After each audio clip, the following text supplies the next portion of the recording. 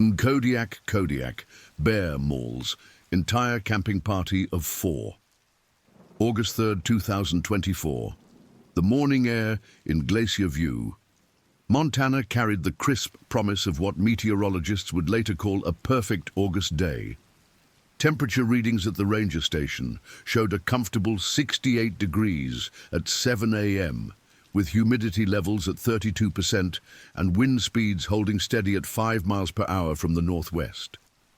Dr. Sarah Elizabeth Johnson pulled her silver Honda CR-V into the last available parking spot at the Whitefish Lake trailhead, the gravel crunching beneath her tires as she surveyed the wilderness that stretched endlessly before them. Sarah, 34 years old with auburn hair pulled back in a practical ponytail, had been planning this camping trip for 6 months. As a pediatric nurse at Kalispell Regional Medical Center, she rarely found time for extended wilderness excursions, but the August long weekend had finally aligned with her husband Daniel's schedule as a software engineer for a telecommunications company based in Missoula. Daniel Marcus Johnson, 36, emerged from the passenger side, stretching his 6'2" frame, his hiking boots already broken in from their weekend training hikes through the Rattlesnake National Recreation Area. Behind them, a dusty red Toyota Tacoma pulled up containing their longtime friends Marcus Benjamin Torres and Rebecca Lynn Martinez. Marcus, 31, worked as a wildland firefighter for the Department of Natural Resources, his weathered hands and sun-darkened face testimony to countless summers battling blazes across the Rocky Mountain region. Rebecca, 29, taught environmental science at Flathead Valley Community College and had suggested this particular trail based on her research into grizzly bear habitat patterns for her master's thesis project 5 years earlier. The 4 had been friends since college at the University of Montana, where they'd met in an outdoor recreation club that organized weekly hiking expeditions into the Bob Marshall Wilderness. Their friendship had survived marriages, career changes, and the general drift that often separates college friends as they enter their 30s. This camping trip represented a return to their roots, a chance to reconnect with both the wilderness and each other away from the constant digital distractions of modern life. At precisely 8:15 a.m., according to the logbook maintained by the Flathead National Forest Service, the group signed in at the trailhead register. Sarah's neat handwriting recorded their planned destination as Avalanche Creek Campground, approximately 12 miles along the Whitefish Lake Trail, with an expected return date of August 5th. The ranger on duty that morning, Patricia Patty Williamson, a 27-year veteran of the Forest Service, later recalled chatting briefly with the group about recent bear activity in the region. "I remember them distinctly," Patty would tell investigators 3 days later, her voice carrying the weight of someone who had seen too many search and rescue operations. They seemed well prepared, had proper gear, knew the regulations about food storage. The woman, Sarah, asked specifically about bear spray and whether we'd had any recent incidents. I told them about the sow with cubs that had been spotted near Bowman Lake the previous week, but that was nearly 20 miles north of their planned route. The group's equipment reflected their experience and preparation. Daniel carried a 65-liter Osprey backpack loaded with their tent, a 4-season North Face mountain model rated for severe weather conditions. Sarah's pack contained their food supplies, all stored in regulation bear canisters manufactured by Bearvault. Marcus, drawing on his firefighting experience, served as their safety officer, carrying a comprehensive first aid kit, emergency beacon, and 2 canisters of bear spray with active ingredients at the maximum legal concentration of 2% capsaicin. Rebecca documented their departure with a series of photographs taken with her Canon EOS camera, images that would later become crucial evidence in the investigation. The photos showed the group in high spirits, their faces bright with anticipation as they posed near the wooden trail marker that designated the beginning of the Whitefish Lake Trail.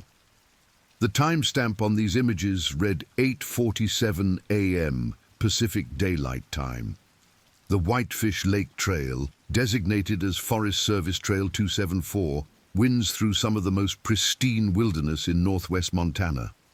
Beginning at an elevation of 3,847 feet, the trail climbs gradually through dense stands of lodgepole pine, western larch, and Douglas fir before opening into alpine meadows dotted with glacier lilies, Indian paintbrush, and bear grass. Wildlife biologists consider this area prime habitat for both black bears and grizzly bears, with an estimated population density of 1 bear per 2 square miles during the summer months. The first 3 miles of their hike passed without incident. Rebecca's field journal, recovered intact from her backpack, contained detailed observations about plant species, bird sightings, and weather conditions. Her handwriting recorded the time as 10:15 a.m. when they stopped for their first water break at Beaver Creek Bridge, a modest wooden structure spanning a stream that eventually feeds into Whitefish Lake. The creek ran crystal clear, fed by snowmelt from the Continental Divide, still visible as white patches on the distant peaks. Marcus used this break to check his GPS unit and confirm their position.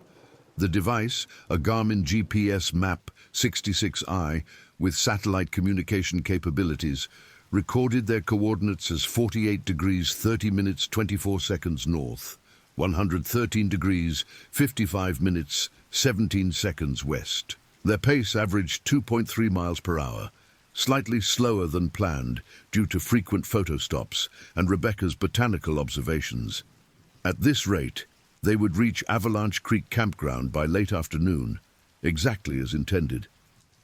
"Perfect weather for this," Daniel commented, removing his baseball cap to wipe sweat from his forehead.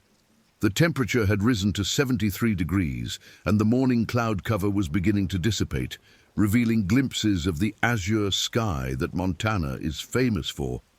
"Remember that trip we took junior year when it rained for 3 straight days?"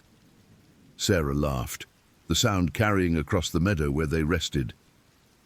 "And Marcus insisted we continue hiking even though we couldn't see 10 feet in front of us. We probably walked in circles for hours." She pulled out her water bottle, a stainless steel hydro flask that she refilled from the creek using a portable filtration system. The water tasted sweet and cold, carrying the mineral essence of granite and snowpack. The conversation turned to their college memories as they resumed hiking. Rebecca led the way, her environmental science background making her naturally observant of the ecosystem around them. She pointed out signs of wildlife, deer tracks in the muddy sections of trail, scratches on tree bark that could indicate bear territory marking, and the distinctive call of a pileated woodpecker echoing through the forest canopy. At mile marker 4, the trail began climbing more steeply as they entered what locals call the switchback section, a series of 17 hairpin turns that gain nearly 800 feet of elevation over 2 miles. This section of trail had been reconstructed in 2019 following damage from the Howe Ridge fire, and the young aspen trees growing in the burned areas created a park-like atmosphere with filtered sunlight dancing across the forest floor. Marcus, bringing up the rear as the most experienced wilderness traveler, maintained constant awareness of their surroundings.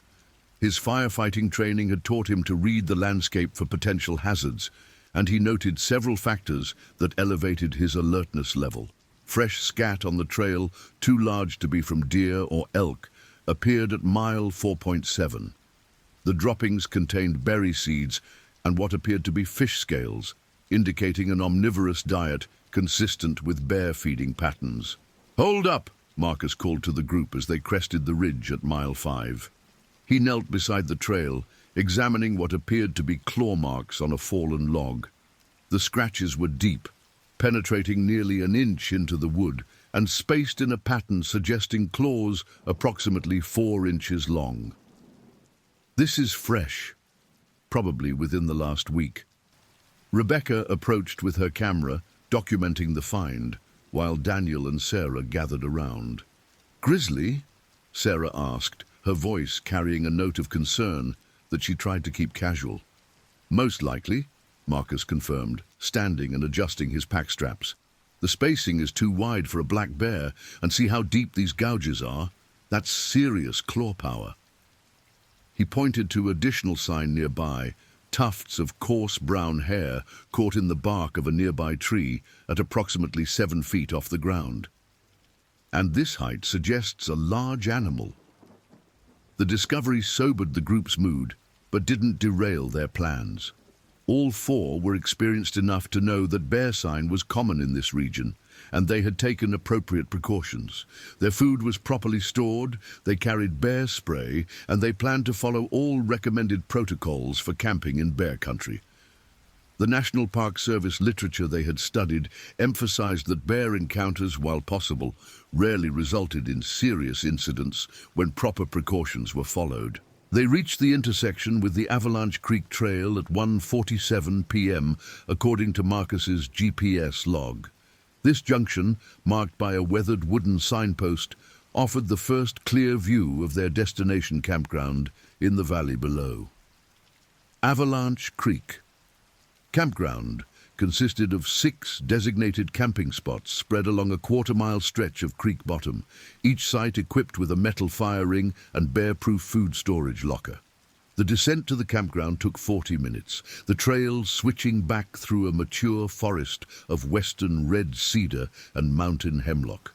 The air grew noticeably cooler as they dropped into the valley, and the sound of rushing water grew louder with each step. Avalanche Creek, swollen with late-season snowmelt, cascaded over granite boulders in a series of pools and waterfalls that Rebecca immediately declared absolutely perfect for photography. Site number 4, their planned camping spot, occupied a level area approximately 50 yards from the creek and backed against a steep hillside covered in huckleberry bushes. The location offered privacy from the other campsites while maintaining easy access to water. More importantly, from a safety perspective, the site provided good visibility in all directions and multiple escape routes should they become necessary. Daniel and Marcus began setting up their tent, while Sarah and Rebecca organized the cooking area and food storage. The tent, a North Face Talus 4-person model, required careful positioning to take advantage of natural windbreaks while avoiding obvious animal trails. They selected a spot on slightly elevated ground, 15 feet from the designated cooking area as recommended by bear safety protocols. The process of establishing camp took nearly 2 hours, reflecting their methodical approach to wilderness safety. Rebecca consulted her field manual to identify potential hazards in the immediate area, noting the proximity of the huckleberry patch and several large logs that could provide cover for approaching wildlife. Sarah tested their water filtration system and established a washing station downstream from their water collection point. Marcus conducted a perimeter check, walking a roughly 100-yard circle around their campsite to look for additional bear sign. "All clear," Marcus reported as the sun began its descent toward the western ridge. No fresh tracks, no scat, no food sources that might attract visitors tonight. He had found older bear sign, including claw marks on trees, and what appeared to be a daybed in the huckleberries, but nothing recent enough to cause immediate concern. As evening approached, the temperature dropped steadily, falling from a comfortable 75 degrees at 4 p.m. to 68 degrees by 6 p.m. The setting sun painted the surrounding peaks in shades of orange and pink that Rebecca captured in a series of stunning photographs. Her camera's metadata would later show that she took 47 images between 6:15 and 6:45 p.m., including several group shots that showed the 4 friends relaxed and happy around their campfire. Dinner consisted of freeze-dried meals rehydrated with water heated over their camp stove. Marcus had insisted on using a stove rather than cooking over the fire to minimize food odors that might attract wildlife. They ate beef stroganoff and chicken teriyaki from lightweight camping bowls, supplemented with energy bars and dried fruit. All food waste was carefully collected and stored in their bear canister according to regulations. The conversation around the campfire that evening ranged across topics both serious and light-hearted. Daniel discussed his company's latest project, developing communication systems for remote emergency responders. Sarah shared stories from the pediatric ward, carefully anonymized, but highlighting the resilience of children facing serious medical challenges. Marcus described recent fire seasons that seemed to grow more intense each year, while Rebecca talked about her research into climate change impacts on alpine ecosystems. As darkness settled over the campground, they could hear the sounds of the wilderness coming alive around them. Coyotes called from distant ridges, their voices carrying across the valley in haunting harmonies. An owl hooted from the cedar grove upstream, and something large crashed through the underbrush on the opposite side of the creek. These sounds, rather than alarming them, added to the sense of being immersed in genuine wilderness, far from the noise and distractions of civilization. At 9:30 p.m., they began their evening cleanup routine. All dishes were washed with biodegradable soap and hot water, then rinsed thoroughly to remove any lingering food odors. Food containers were sealed and stored in their bear canister, which Marcus carried 50 yards from their tent and placed in an open area where it would be easily visible to both the campers and any approaching wildlife. Standard protocol, Marcus explained as he secured the canister with a large rock to prevent it from rolling if moved by animals. Keep it where we can see it from the tent, but far enough away that anything interested in our food won't be investigating right next to where we're sleeping. Sarah and Rebecca gathered around the fire for what they had designated as astronomy hour, using a stargazing app on Rebecca's phone to identify constellations in the crystal-clear Montana sky. The Milky Way stretched across the heavens in a brilliant band of light pollution rarely visible near populated areas. Daniel joined them with his binoculars, pointing out satellites passing overhead, and what he claimed was the International Space Station, though the others suspected he was making that identification up. The fire died down to glowing coals as they prepared for sleep. Camp regulations required all fires to be completely extinguished, so Marcus doused the remaining embers with creek water and stirred the ashes until no heat remained. The temperature had dropped to 55 degrees, cool enough to make their sleeping bags comfortable, but not cold enough to require additional layers. At 10:45 p.m., all four were settled in their tent for the night. The North Face Talus model provided adequate space for 4 adults, though it required some careful arrangement of gear and sleeping bags. Daniel and Sarah occupied the area nearest the tent's main door, while Marcus and Rebecca arranged their sleeping bags toward the back wall. Personal items were organized in the tent's vestibule area, easily accessible but protected from weather. Marcus performed a final security check before settling in for sleep. He positioned his bear spray within easy reach of his sleeping bag and verified that his headlamp was functioning properly. The emergency beacon remained activated in his pack, ready to transmit their GPS coordinates if needed. These precautions, though they might seem excessive to inexperienced campers, represented standard safety protocols for wilderness camping in bear country. The sounds of the forest provided a natural soundtrack as they drifted towards sleep. Water rushing over rocks in Avalanche Creek created a constant background murmur that masked smaller sounds from the surrounding woods. Rebecca, who had always been sensitive to environmental sounds, found herself cataloguing the different noises. Wind through the cedar boughs, small animals moving through the underbrush, and the distant call of a great horned owl. At 11:23 p.m., according to digital timestamps later recovered from Rebecca's camera, she took what would be her final photographs of the evening. These images, shot from inside the tent with flash disabled, showed Daniel and Sarah laughing quietly together while Marcus studied topographic maps by headlamp. The photos captured a moment of perfect contentment. Four friends enjoying the simple pleasure of sleeping under the stars in one of America's most beautiful wilderness areas. None of them could have known that less than 6 miles away, a mature male grizzly bear was beginning the nocturnal hunting pattern that would bring him into their campsite within the next 8 hours. The bear, later designated as Bear 394 by wildlife investigators, weighed approximately 650 pounds and stood 9 feet tall when on his hind legs.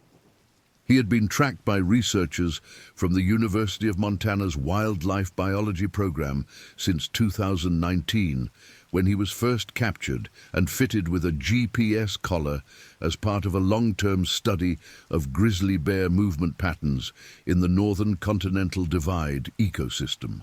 Bear 394's collar had transmitted his last GPS coordinates at 6:47 p.m. the previous evening, placing him near Bowman Lake, approximately 18 miles north of the Avalanche Creek area. The collar's battery had apparently failed sometime during the night, a not uncommon occurrence with wildlife tracking equipment operating in harsh mountain conditions. Without the telemetry data, researchers had no way of knowing that the bear was moving south along traditional feeding routes that would intersect with popular hiking trails. The bear's movement pattern that night followed ancient pathways established by generations of grizzlies moving between seasonal feeding areas. Late summer represented a critical time for bears preparing for winter hibernation, when they could gain up to 4 pounds per day feeding on high-calorie foods like whitebark pine nuts, huckleberries, and spawning fish. Bear 394 had been following Avalanche Creek upstream, attracted by the scent of spawning kokanee salmon that gathered in the deeper pools during their annual migration. Research conducted after the incident would reveal that Bear 394 had been involved in 2 previous conflicts with humans, though neither had resulted in physical contact.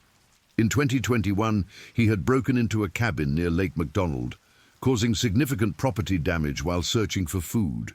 Park rangers had hazed him away using noisemakers and rubber bullets, techniques designed to create negative associations with human dwellings.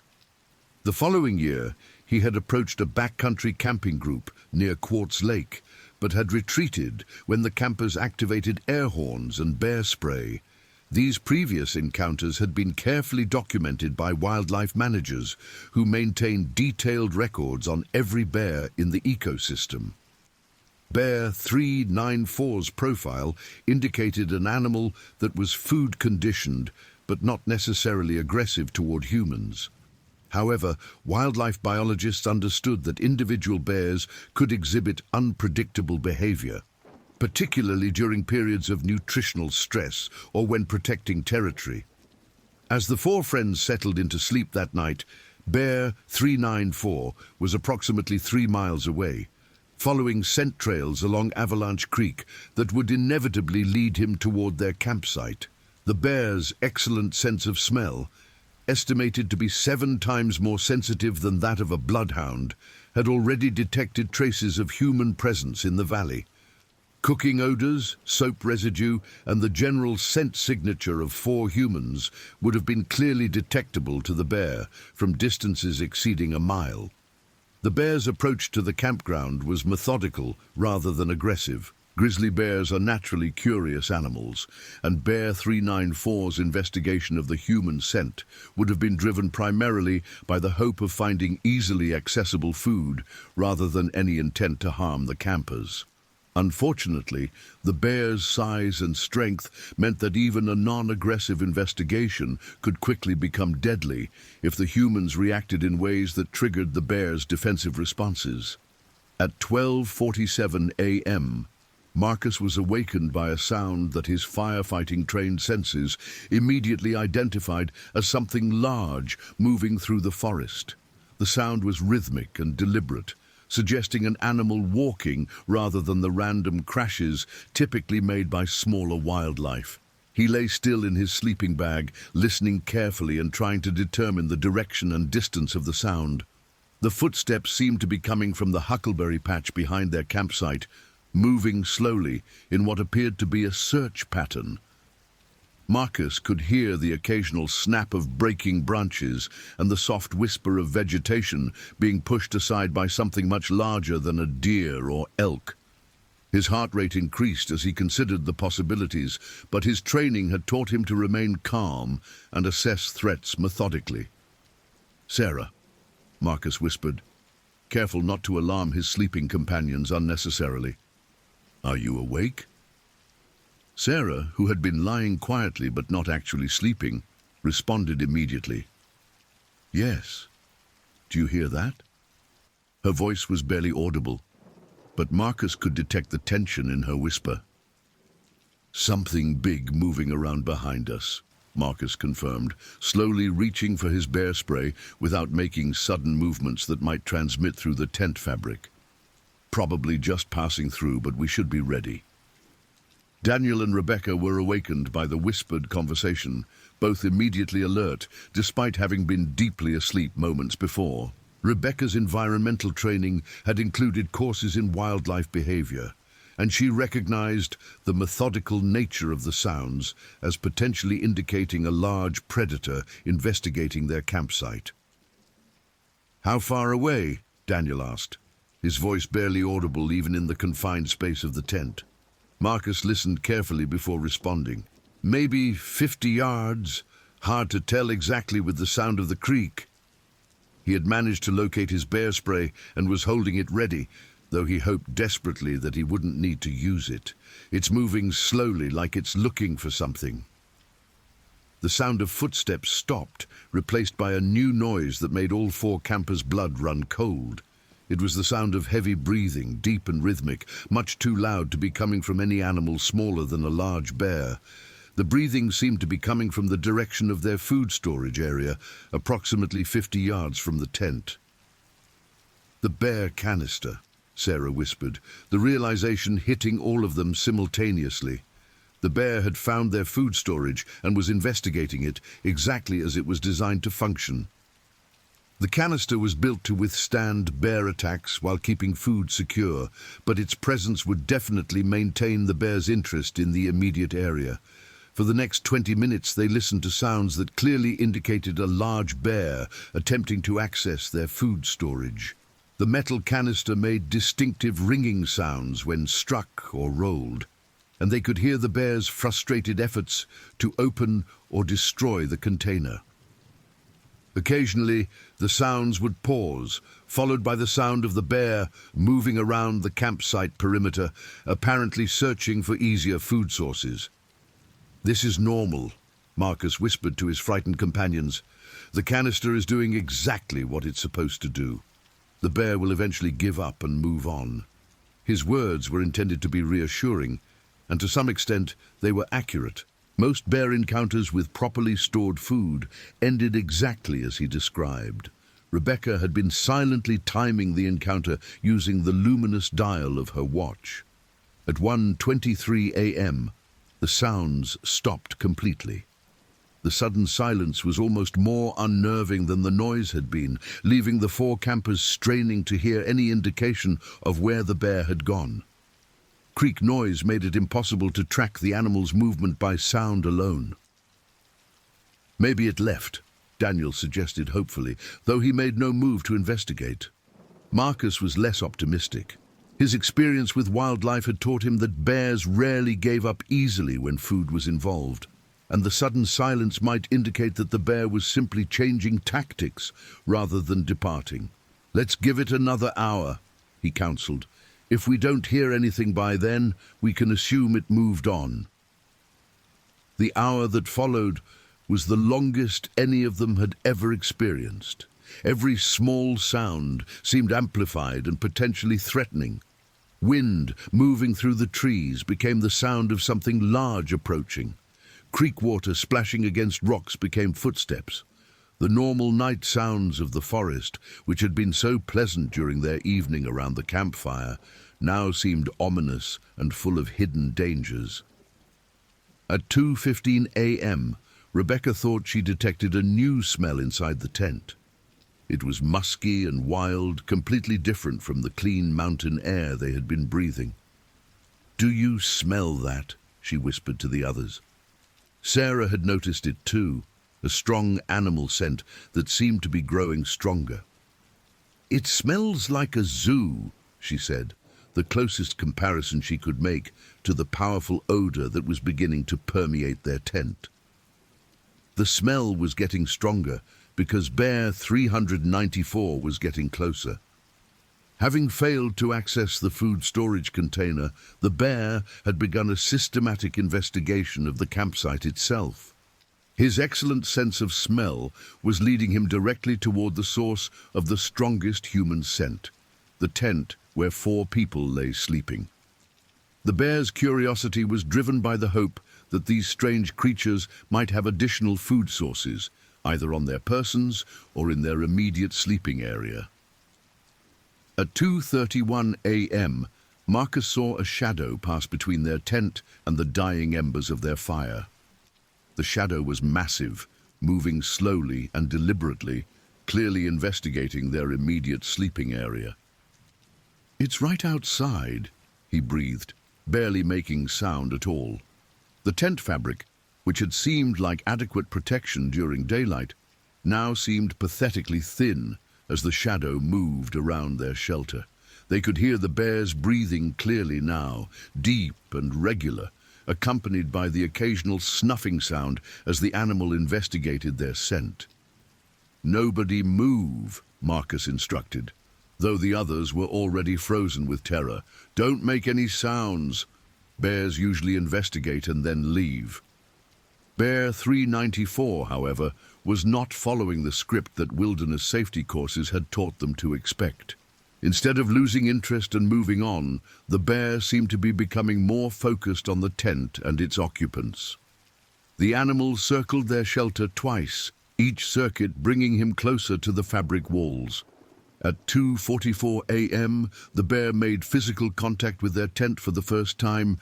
It was just a gentle touch, the animal using his nose to investigate the strange structure, but the effect on the 4 humans inside was devastating. The tent wall pressed inward where the bear touched it, and they could hear the animal's breathing directly through the fabric. Sarah bit her hand to keep from screaming as the bear's investigation continued. She could see the tent wall moving as the massive animal pressed against it, and she was certain that the thin nylon would tear at any moment. Her medical training had included wilderness first aid, and she understood all too well what bear injuries looked like and how quickly they could prove fatal. The bear moved along the tent wall, pressing and sniffing as he investigated the strange structure and its contents. At one point, his massive paw touched the ground directly beside Daniel's head, separated only by a few inches, and the tent floor. Daniel could smell the animal's scent so strongly that it seemed to coat his throat, and he was fighting waves of nausea brought on by pure terror.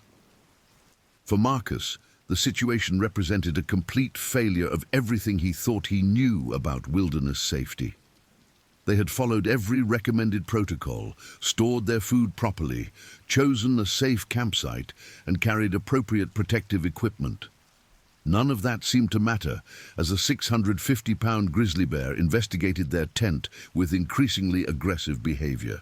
At 2:52 a.m., Bear 394 rose up on his hind legs directly beside their tent. From this position, standing nearly 9 feet tall, the bear could easily see over the tent and investigate it from above. The change in the bear's position was immediately obvious to the terrified campers, as his shadow now blocked out the stars visible through their tent's roof vent.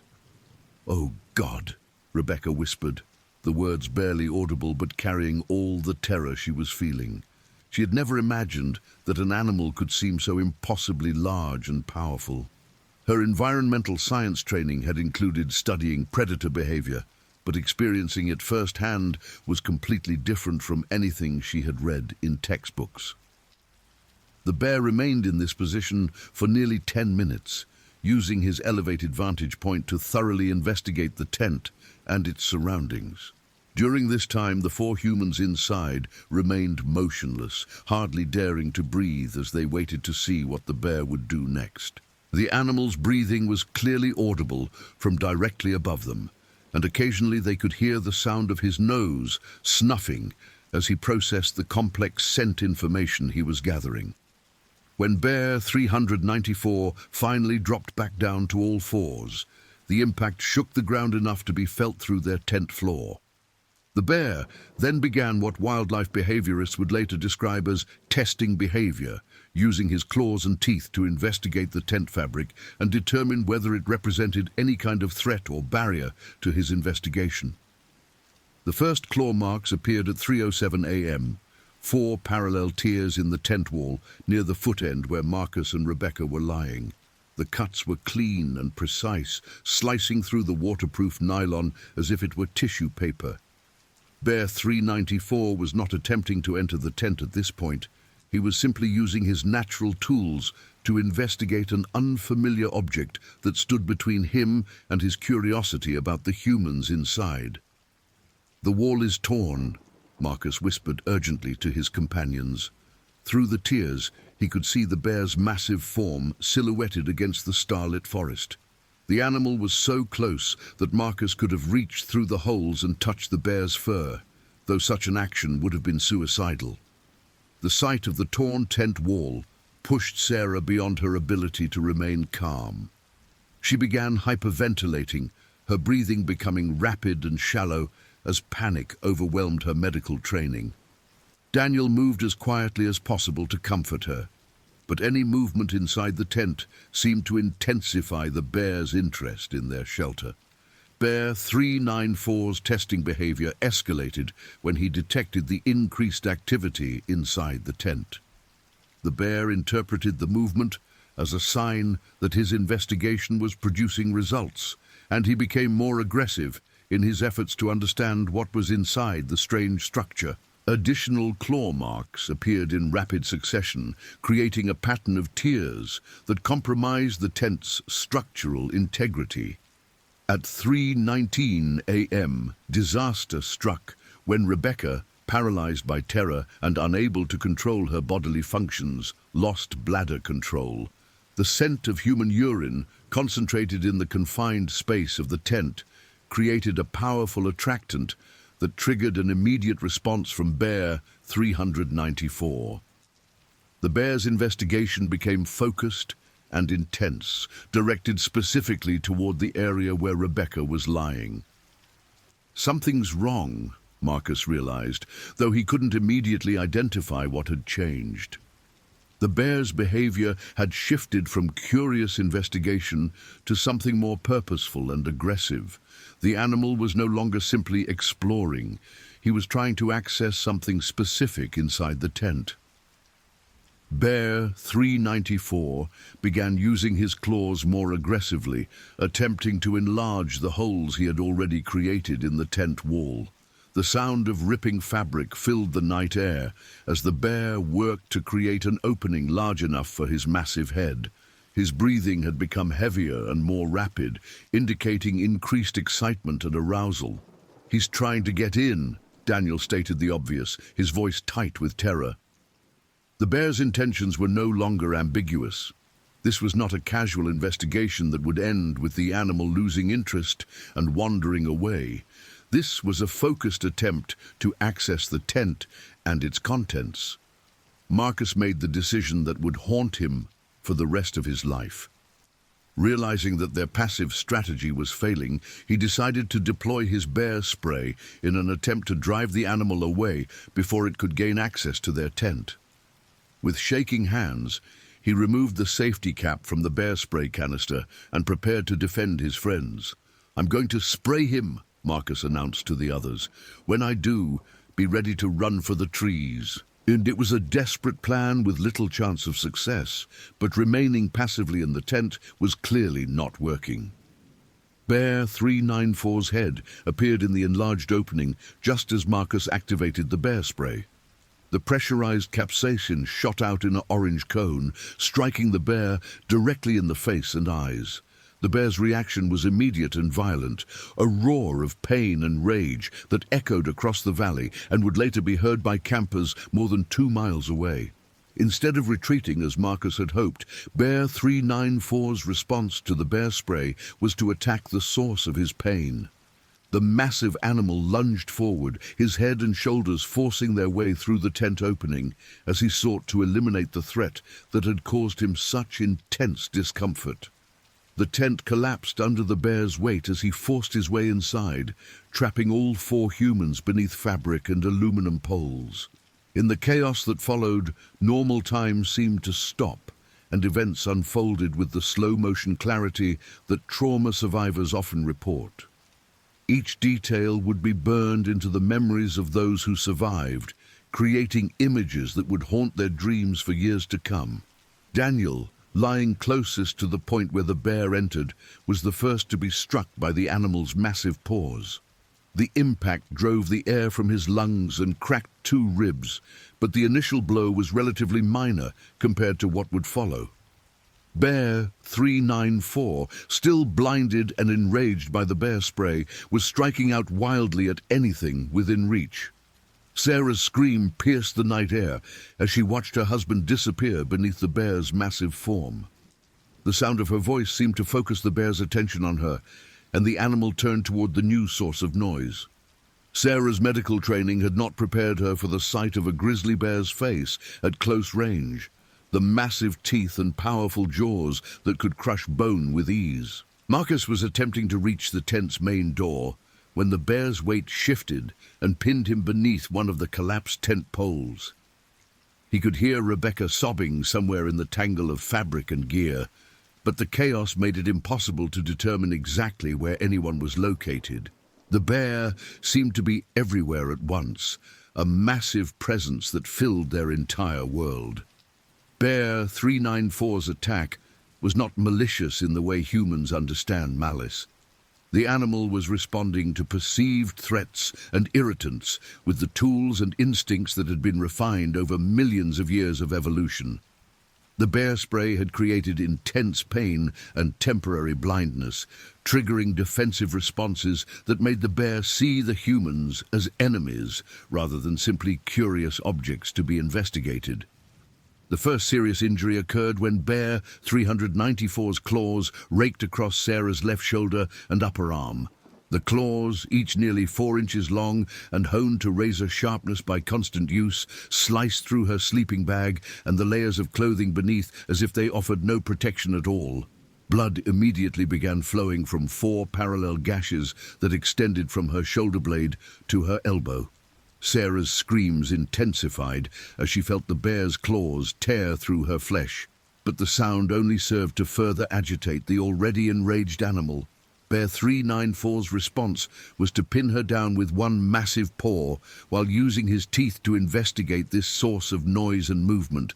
The bear's canine teeth, over 2 inches long, punctured her shoulder as the animal bit down with a force exceeding 1,200 pounds per square inch. Daniel, despite his own injuries, attempted to reach his wife and somehow drive the bear away from her. His efforts were hampered by the collapsed tent and his own pain from the cracked ribs, but desperation gave him strength beyond what his injured body should have been able to provide. He grabbed a tent pole and tried to strike the bear, though the aluminum was pathetically inadequate against an animal of Bear 394's size and power. The tent pole struck the bear across the snout, causing more irritation than actual pain. Bear 394's response was swift and devastating. The bear's massive paw swept across Daniel's torso, the claws opening 4 deep gashes across his chest and abdomen. The force of the blow sent Daniel flying backward into the collapsed tent wall, where he struck his head against a rock that had been used to anchor one of the tent's guy lines. Marcus, still trapped beneath tent fabric and poles, was struggling to reach his remaining canister of bear spray when Bear 394's attention turned to him. The bear's massive jaws clamped down on Marcus's left leg just above the knee. the teeth easily penetrating his sleeping bag and the layers of clothing beneath. The sound of bone cracking was audible even over the bear's roaring and the screams of the injured humans. The pain of having his leg crushed in the bear's jaws caused Marcus to lose consciousness briefly, a mercy that spared him from experiencing the full intensity of what was happening to his body. When he regained awareness seconds later, he could feel warm blood soaking through his sleeping bag and pooling beneath him. His left leg was completely numb below the point where the bear had bitten him. Rebecca, who had been attempting to crawl toward the tent's rear exit, became the bear's next target when her movement attracted his attention. Bear 394 released Marcus's leg and turned toward Rebecca with the focused intensity of a predator that has identified its primary target. The bear's eyes, still watering from the effects of the bear spray, fixed on Rebecca with unmistakable intent. The bear's charge toward Rebecca lasted only seconds, but those seconds stretched into an eternity of terror as she watched 650 pounds of muscle and claws bearing down on her. She had no time to scream, no time to run, no time to do anything but watch as the massive animal covered the distance between them in a single bound. Bear 394's initial impact with Rebecca drove her to the ground with tremendous force, her head striking the ground hard enough to cause an immediate concussion. The bear's weight settled on top of her, pressing down with a force that made breathing nearly impossible. Rebecca could smell the animal's breath, a mixture of fish and decay that spoke of a diet consisting of whatever the wilderness provided. The bear's teeth found Rebecca's neck, not in a killing bite, but in the grip that bears use to control and move prey. The canine teeth punctured the skin on both sides of her neck, missing the carotid arteries by less than an inch. Blood flowed freely from the puncture wounds, soaking into her hair and the ground beneath her.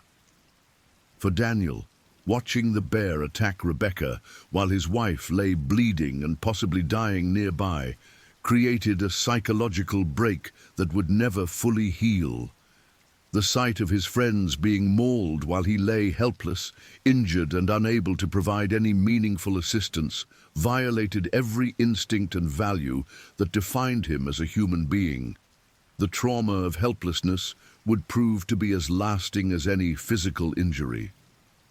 Sarah, despite her serious injuries, maintained enough consciousness to witness the attack on Rebecca. Her medical training allowed her to assess the severity of everyone's injuries with clinical accuracy, and she understood that they were all likely to die unless help arrived immediately. The knowledge that her husband and friends were suffering while she could do nothing to help them created an emotional wound that would never fully heal.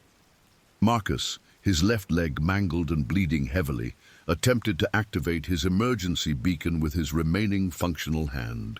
The GPS unit had been damaged in the chaos of the bear attack, but he hoped that it might still be capable of transmitting a distress signal to emergency responders.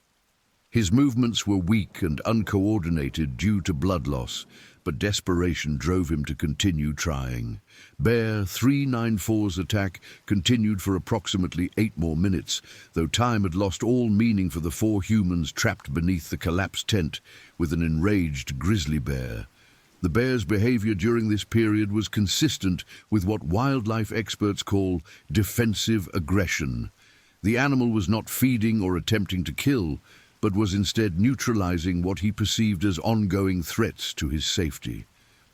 The attack finally ended when Bear 394's rage began to subside and the effects of the bear spray started to diminish. The bear's vision was returning and his breathing was becoming more normal as the capsaicin irritation decreased. With the immediate threat seemingly neutralized, the bear's behavior shifted back toward curiosity about his surroundings rather than aggressive defense. Bear 394 withdrew from the collapsed tent and stood approximately 20 feet away, watching the motionless forms of the 4 humans. The bear's posture indicated continued alertness, but decreased aggression. He remained in the area for nearly an hour, occasionally approaching the tent. to investigate but showing no inclination to renew his attack. During this time, the 4 survivors lay as still as possible despite their serious injuries. Sarah was losing blood steadily from the claw wounds on her shoulder and the puncture wounds where the bear's teeth had penetrated her flesh. Daniel was experiencing internal bleeding from his abdominal injuries, and his head injury had left him only semi-conscious. Marcus's leg was clearly broken and possibly severed, while Rebecca drifted in and out of consciousness due to her concussion and blood loss. The night seemed to last forever as they waited for the bear to leave so they could attempt to summon help. Every sound caused them to tense with fear that Bear 394 was returning to finish what he had started. The pain from their injuries was intense, but the psychological trauma of wondering whether they would survive until dawn was arguably worse. At 4:47 a.m., according to the timestamp on Marcus's damaged GPS unit, Bear 394 finally departed the campsite. The bear's retreat was as methodical as his approach had been, the animal moving slowly through the forest as he returned to whatever business had brought him to the area originally. The departure was so quiet that the injured campers weren't certain the bear was actually gone until several minutes had passed without any sign of his presence. Marcus was the first to attempt movement after the bear's departure. Despite his severe leg injury, he managed to extract himself from the collapsed tent and assess the condition of his friends. What he saw would haunt him for the rest of his life. All 4 of them were seriously injured, bleeding heavily, and in need of immediate medical attention that was still hours away even if his emergency beacon was functioning properly. "Everyone alive," Marcus called softly, afraid that speaking too loudly might somehow attract the bear back to their location. Sarah responded first, her voice weak but coherent. "I'm hurt bad, but I'm okay." Daniel's unconscious. Her medical training was already working to assess injuries and prioritize treatment, even though she was seriously injured herself. The claw wounds on her shoulder were deep enough to require surgical repair, and she was experiencing significant blood loss. Rebecca stirred but didn't speak, the concussion making it difficult for her to process what was happening around her. The puncture wounds on her neck had stopped bleeding heavily, but the trauma to her cervical vertebrae would require extensive medical evaluation to determine the full extent of the damage. Daniel remained unconscious, his breathing shallow and irregular in a way that suggested serious internal injuries. The blow to his head had caused a significant concussion, and the claw wounds across his torso were deep enough to require immediate surgical intervention to prevent fatal blood loss. Marcus activated his emergency beacon, hoping that despite the visible damage to the device, it might still be capable of transmitting their GPS coordinates to search and rescue authorities. The beacon's display was cracked and difficult to read, but he thought he could see an indicator suggesting that a signal was being transmitted. The emergency beacon, a Garmin InReach Explorer Plus, was designed to transmit distress signals via satellite to the International Emergency Response Coordination Center, which would then relay the alert to appropriate local authorities. Under normal circumstances, the system could deliver help to remote locations within hours, but their location deep in the wilderness would complicate any rescue operation. As dawn slowly approached, the 4 survivors faced the reality that they would need to survive several more hours before help could possibly reach them. Their injuries were serious enough that any of them could die from blood loss or shock without immediate medical attention. The collapsed tent provided no shelter, they had no way to build a fire for warmth, and the temperature was dropping toward the freezing point as night gave way to early morning. Sarah used her medical knowledge to provide what first aid was possible under the circumstances. She improvised pressure bandages from torn clothing to slow the bleeding from her own shoulder wounds and Marcus's leg injury. Daniel's abdominal wounds were the most serious, requiring constant pressure to prevent fatal blood loss, but Sarah's own injuries made it difficult for her to maintain the necessary pressure. Rebecca slowly regained consciousness as the adrenaline from the bear attack began to wear off, leaving her fully aware of their desperate situation. The puncture wounds on her neck made it painful to move her head, and she was experiencing double vision from the concussion. Her environmental science background included wilderness first aid training, but their injuries exceeded anything she had learned to treat in the field. The sounds of the forest returning to normal around them provided some reassurance that Bear 394 had truly departed.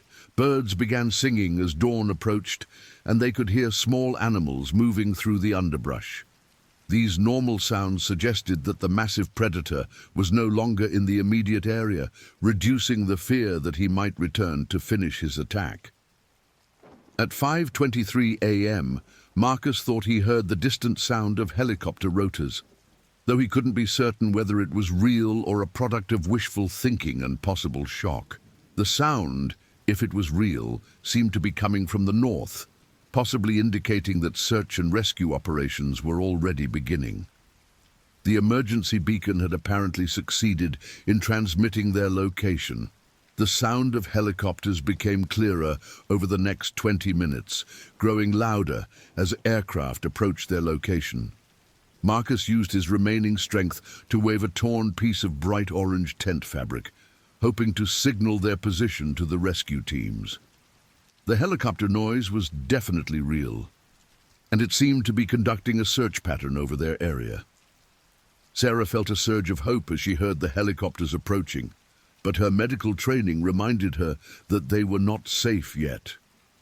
Daniel was still unconscious, his breathing becoming more labored as time passed. His injuries required immediate surgical intervention, and even helicopter evacuation might not be fast enough to save his life if he was experiencing serious internal bleeding. The first helicopter to locate their campsite was a Bell 412, operated by Glacier National Park's search and rescue team. The aircraft appeared over the ridge at 5:47 a.m., its crew immediately spotting the destroyed campsite and injured campers. The helicopter circled once to assess the landing zone before touching down in the meadow approximately 50 yards from the tent site.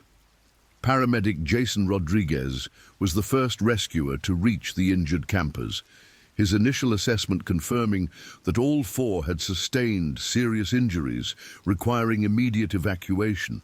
Rodriguez had responded to bear attacks before, and he understood that time was critical for victims suffering from the types of trauma he was seeing. "We've got 4 victims, all conscious except one male with apparent head trauma and possible internal bleeding," Rodriguez radioed to his team.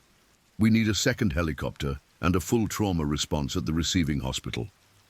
The rescue operation that followed represented a coordinated effort involving multiple agencies and dozens of personnel.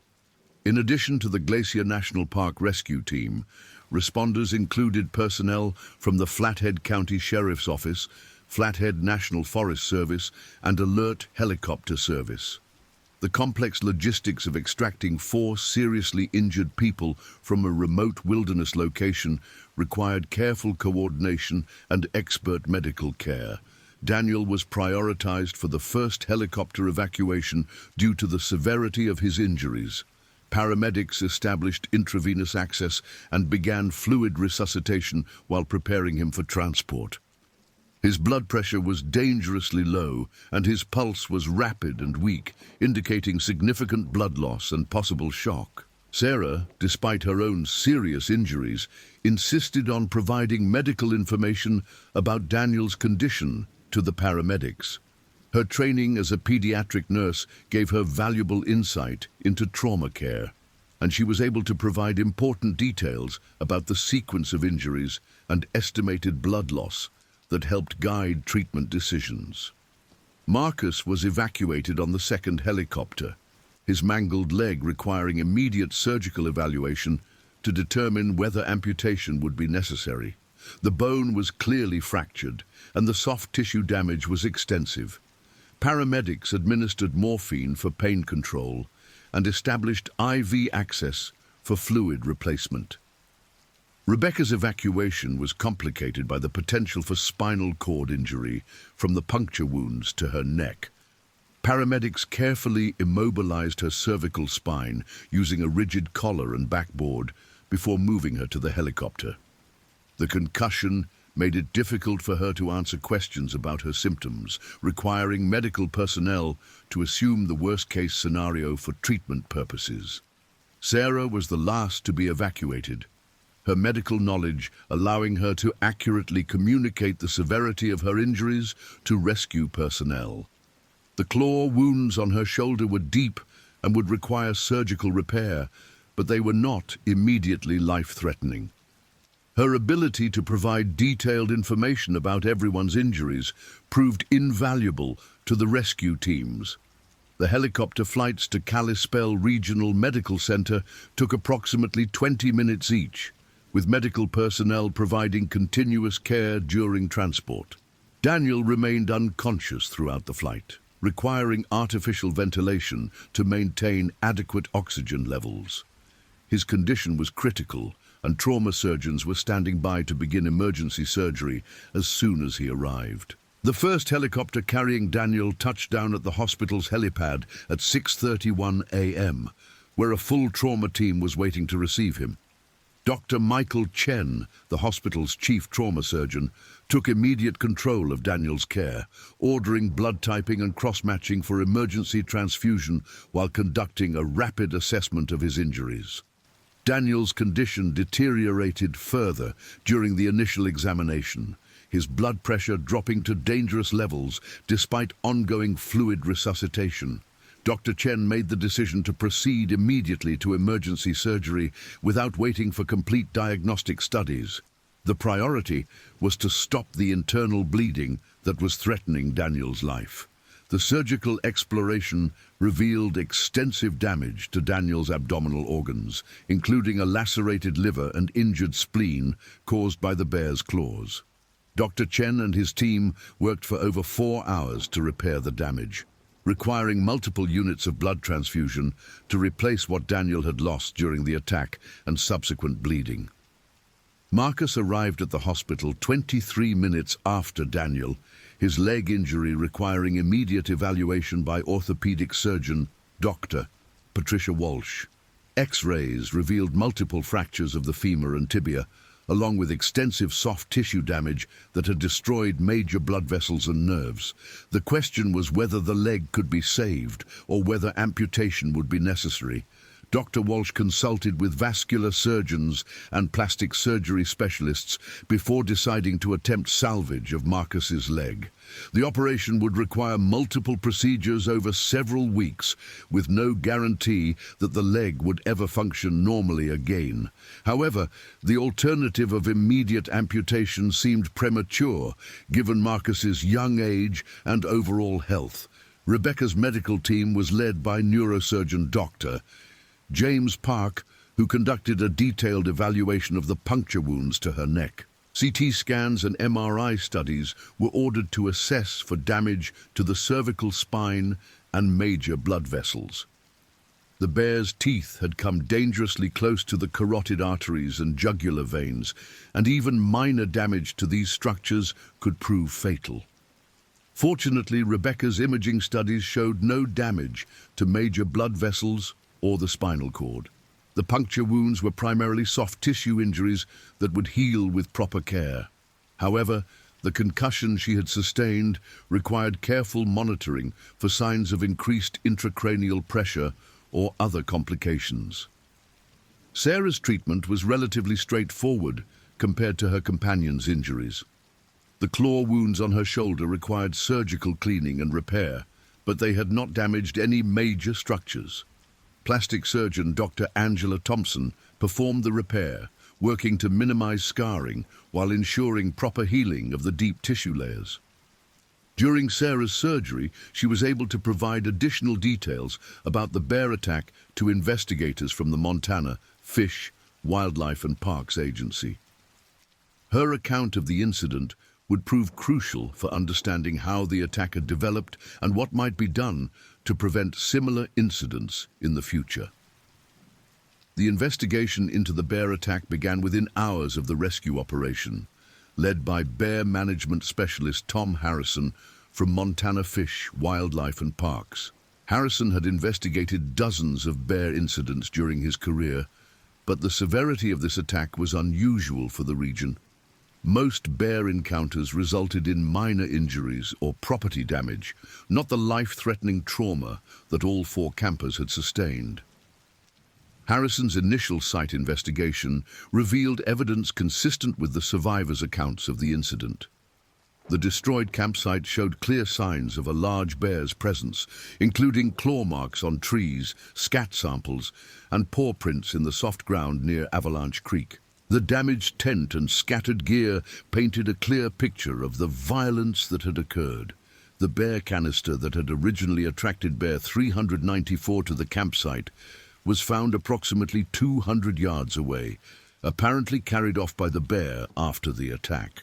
The container remained intact and secure, demonstrating that the bear had been unable to access the food inside despite his prolonged efforts. This evidence supported the conclusion that the attack had been motivated by food-seeking behavior rather than territorial aggression. Hair samples collected from the tent and surrounding area were sent to the Wildlife Genetics Laboratory at the University of Montana for DNA analysis. The genetic profile would be compared to samples from known bears in the area, potentially allowing investigators to identify the specific animal responsible for the attack. The search for Bear 394 began immediately, using both ground teams and helicopter reconnaissance to locate the animal. Wildlife managers understood that a bear involved in such a serious attack represented an ongoing public safety threat and would need to be captured or killed to prevent additional incidents. Trail cameras were deployed throughout the area where the attack had occurred, programmed to take photographs of any large animals passing by. These cameras would provide valuable information about bear movement patterns in the region and might capture images of Bear 394 if he returned to the area. The media response to the bear attack was immediate and intense, with news crews arriving at the hospital and ranger station within hours of the incident. Local television stations interrupted regular programming to report on what they characterized as one of the most serious bear attacks in Montana history. The story quickly gained national attention as details of the incident became available. Hospital spokesperson Dr. Jennifer Martinez conducted regular press briefings to update the public on the victims' conditions while protecting their privacy as much as possible. The hospital's policy was to provide general information about injuries and treatment while refusing to discuss specific medical details without the patient's consent. The story reached international media when the Associated Press picked up the report and distributed it to news outlets around the world. Bear attacks in American wilderness areas always generated significant interest from international audiences, particularly in countries where large predators had been eliminated from the landscape centuries earlier. Online discussion forums and social media platforms were flooded with commentary about the incident, much of it uninformed speculation about what the campers might have done wrong to provoke the attack. Wildlife experts found themselves repeatedly explaining that bear attacks can occur even when humans follow all recommended safety protocols. The broader implications of the attack extended beyond the immediate tragedy affecting 4 families. Wildlife managers were forced to confront questions about bear management policies, wilderness access restrictions, and the adequacy of current safety education programs. Some critics argued that increasing bear populations in the region had created unacceptable risks for recreational users. Tourism industry representatives worried about the potential impact on Montana's outdoor recreation economy, which generates billions of dollars annually from visitors seeking wilderness experiences. Business owners in the Glacier View area reported immediate cancellations of camping reservations and hiking guide services following news coverage of the attack.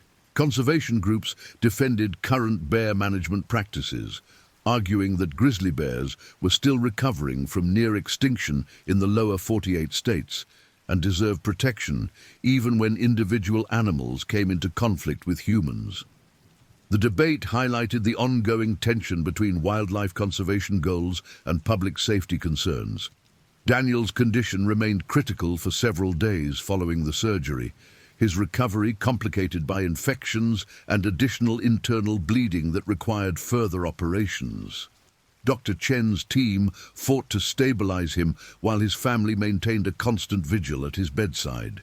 Sarah, despite her own injuries, spent every possible moment with her husband, providing emotional support and medical advocacy. The psychological trauma experienced by all 4 survivors became apparent as they began to recover from their physical injuries. Rebecca reported severe nightmares and panic attacks triggered by unexpected sounds or movements. Marcus struggled with guilt over his decision to use bear spray, wondering whether a different response might have prevented the attack. Sarah found herself unable to sleep without medication, haunted by images of the bear attacking her friends while she lay helpless nearby. Her medical training, which had been an asset during the emergency, now worked against her, as she could not stop analyzing everything they might have done differently to prevent the tragedy. Professional counselors, specializing in trauma recovery, were brought in to work with all 4 survivors and their families. The therapists explained that post-traumatic stress disorder was a normal response to such an extreme experience, and that recovery would require time and professional support. The investigation into Bear 394's background revealed a history of food conditioning that raised questions about previous management decisions. The bear had been involved in multiple incidents involving human food sources, but had never been relocated or removed from the ecosystem, despite showing increasing boldness around humans. Wildlife managers defended their previous decisions, arguing that Bear 394's behavior had not crossed the threshold that would normally trigger removal actions. The bear had not previously made physical contact with humans, and his food-seeking behavior was consistent with normal grizzly bear ecology in areas where human activity was common. Critics argued that the management agencies had failed to recognize the escalating danger posed by Bear 394's behavior and should have taken more aggressive action after his previous encounters with humans. The debate reflected broader disagreements about how to balance wildlife conservation with public safety in areas where humans and bears coexist. The DNA analysis of hair samples from the attack site confirmed that Bear 394 was indeed responsible for the incident. His genetic profile matched samples collected from previous encounters, providing definitive proof of his identity. This confirmation intensified the search efforts and clarified the management response that would be required. Bear 394 was located and killed by wildlife management personnel 6 days after the attack, approximately 12 miles from the campsite where the incident had occurred. The bear was found feeding on an elk carcass, displaying no apparent awareness that he was being hunted. Wildlife managers used high-powered rifles to ensure a quick and humane death. The necropsy performed on Bear 394 revealed that he was in excellent physical condition, weighing 687 pounds and showing no signs of disease or injury that might have contributed to aggressive behavior. His stomach contents confirmed that he had been feeding primarily on natural food sources, contradicting theories that hunger might have motivated the attack. Tissue samples from Bear 394 were preserved for further research into the biological factors that might contribute to aggressive behavior in grizzly bears. Scientists hoped that studying his brain chemistry and hormone levels might provide insights into why some individual bears become dangerous, while others in similar circumstances do not. The removal of Bear 394 from the ecosystem sparked additional controversy among conservation groups, some of which argued that the bear should have been relocated rather than killed. Wildlife managers explained that relocation was not feasible for an animal with such a well-established history of conflict behavior, and that public safety required his removal. Daniel's recovery progressed slowly over the following weeks, his condition gradually stabilizing as his body healed from the extensive surgical repairs. He remained in intensive care for 12 days before being transferred to a regular hospital room, where he began the long process of physical rehabilitation. The head injury Daniel had sustained during the bear attack left him with mild cognitive deficits that affected his memory and concentration. Neuropsychological testing revealed problems with short-term memory and difficulty processing complex information, changes that would significantly impact his ability to return to his previous work as a software engineer. Physical therapy began as soon as Daniel was stable enough to participate, focusing initially on basic mobility and strength. The abdominal injuries had weakened his core muscles significantly, requiring extensive rehabilitation to restore normal function. His progress was measured in small increments over many weeks.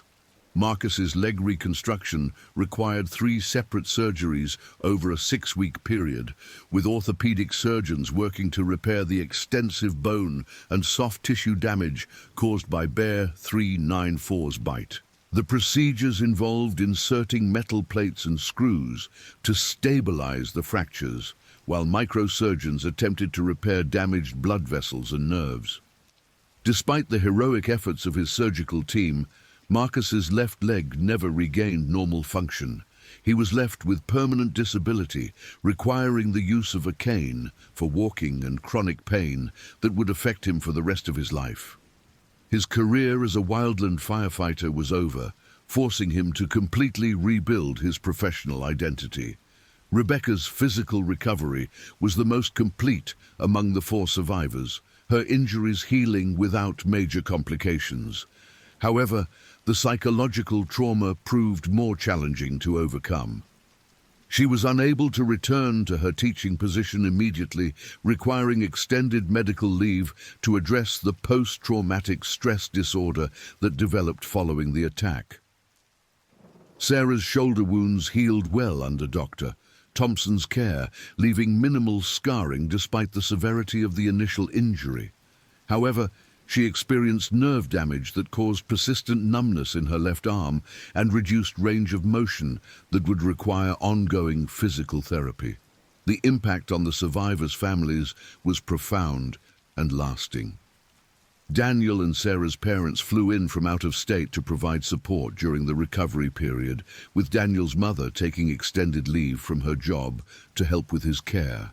The financial burden of medical expenses and lost income strained all 4 families, despite insurance coverage.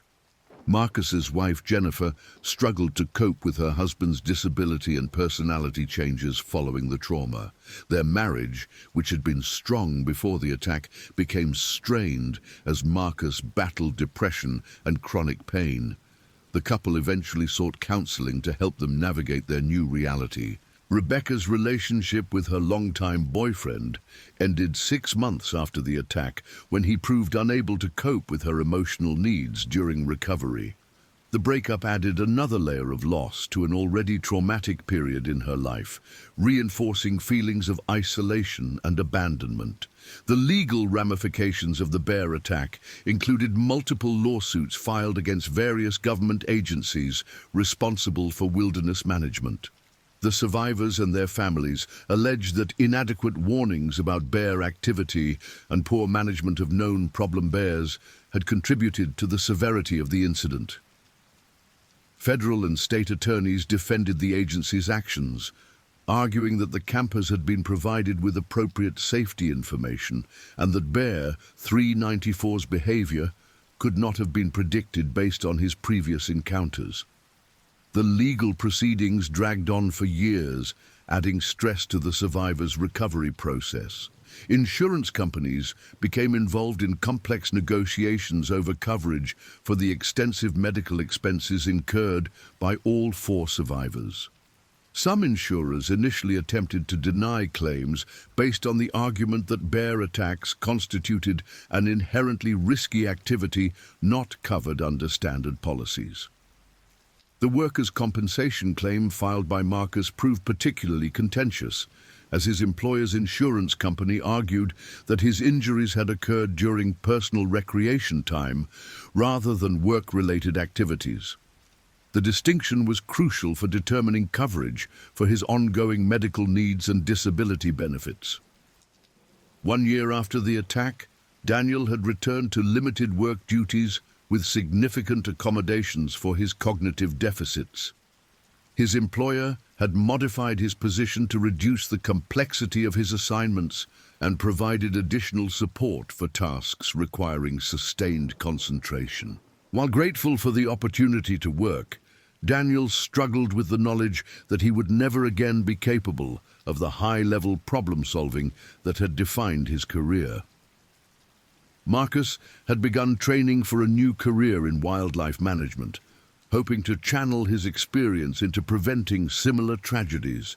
His physical limitations prevented him from returning to firefighting, but he found purpose in educating others about wilderness safety and bear behavior. The irony that his own encounter had occurred despite his extensive outdoor experience was not lost on him. Rebecca eventually returned to teaching, but changed her focus from environmental science to elementary education, finding that working with children felt safer and more manageable than her previous research-oriented position. She continued to struggle with anxiety about outdoor activities and had not returned to wilderness camping. Sarah had resumed her nursing career, but requested transfer to a different department to avoid the trauma reminders that came with treating injured patients. She found that working in pediatric outpatient clinics allowed her to help children while avoiding the emergency situations that triggered memories of the attack. The long-term psychological effects of the bear attack manifested differently in each survivor. Daniel experienced depression and anxiety related to his cognitive changes and loss of independence. Marcus battled chronic pain that was complicated by post-traumatic stress disorder and survivor guilt. Rebecca struggled with panic disorder and agoraphobia that limited her ability to engage in outdoor activities. Sarah developed hypervigilance and sleep disorders that required ongoing treatment. Support groups for trauma survivors became an important part of recovery for all four individuals. Meeting other people who had experienced life-threatening encounters helped them understand that their responses were normal and that recovery was possible, though it might take years to achieve. The bear attack had fundamentally changed how all four survivors viewed the natural world.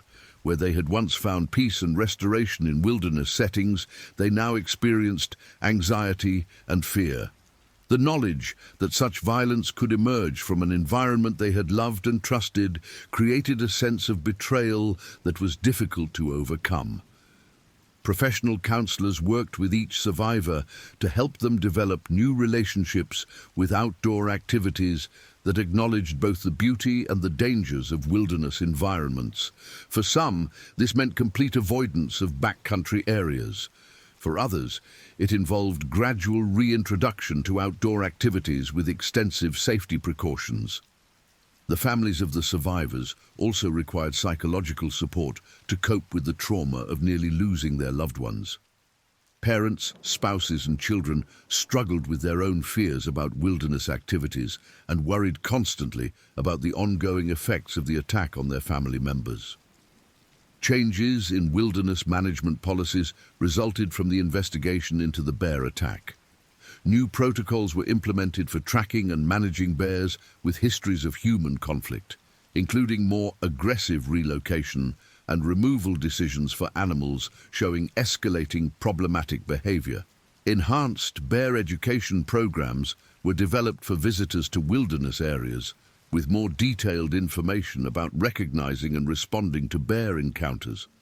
The programs emphasized that even perfect compliance with safety recommendations could not eliminate all risk, but that proper precautions significantly reduced the likelihood of serious incidents. Improved tracking technology was deployed to monitor bear movements in high-use wilderness areas, with GPS collars providing real-time location data that could be used to warn visitors of nearby bear activity.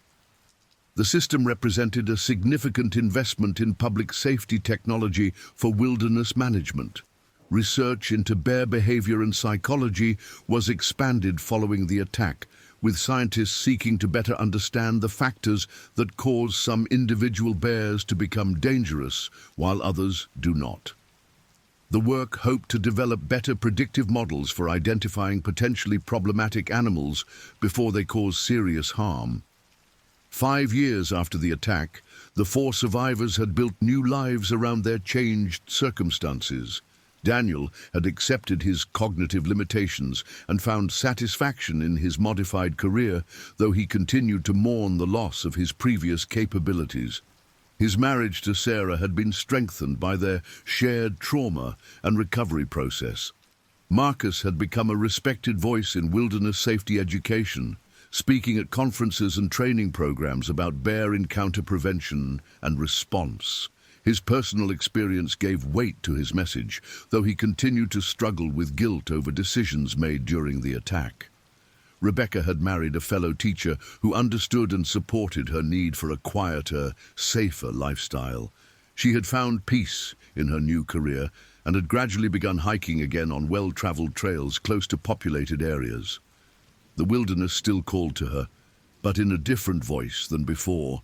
Sarah had advanced in her nursing career and become involved in trauma counseling for other bear attack survivors. Her medical background and personal experience made her uniquely qualified to help others navigate the physical and emotional challenges of recovery from wildlife encounters. The campsite where the attack had occurred was permanently closed to overnight camping following the incident. A memorial plaque was installed nearby to honor the courage of the 4 survivors and to remind future visitors of the importance of wilderness safety. The site had become a place of pilgrimage for other trauma survivors seeking to understand their own experiences. Bear 394's story became a case study in wildlife management programs around the world, illustrating the challenges of balancing conservation goals with public safety in areas where humans and large predators coexist. His life and death raised important questions about the ethics and effectiveness of different management approaches. The research conducted on Bear 394's preserved tissues contributed to a growing body of scientific knowledge about bear behavior and cognition.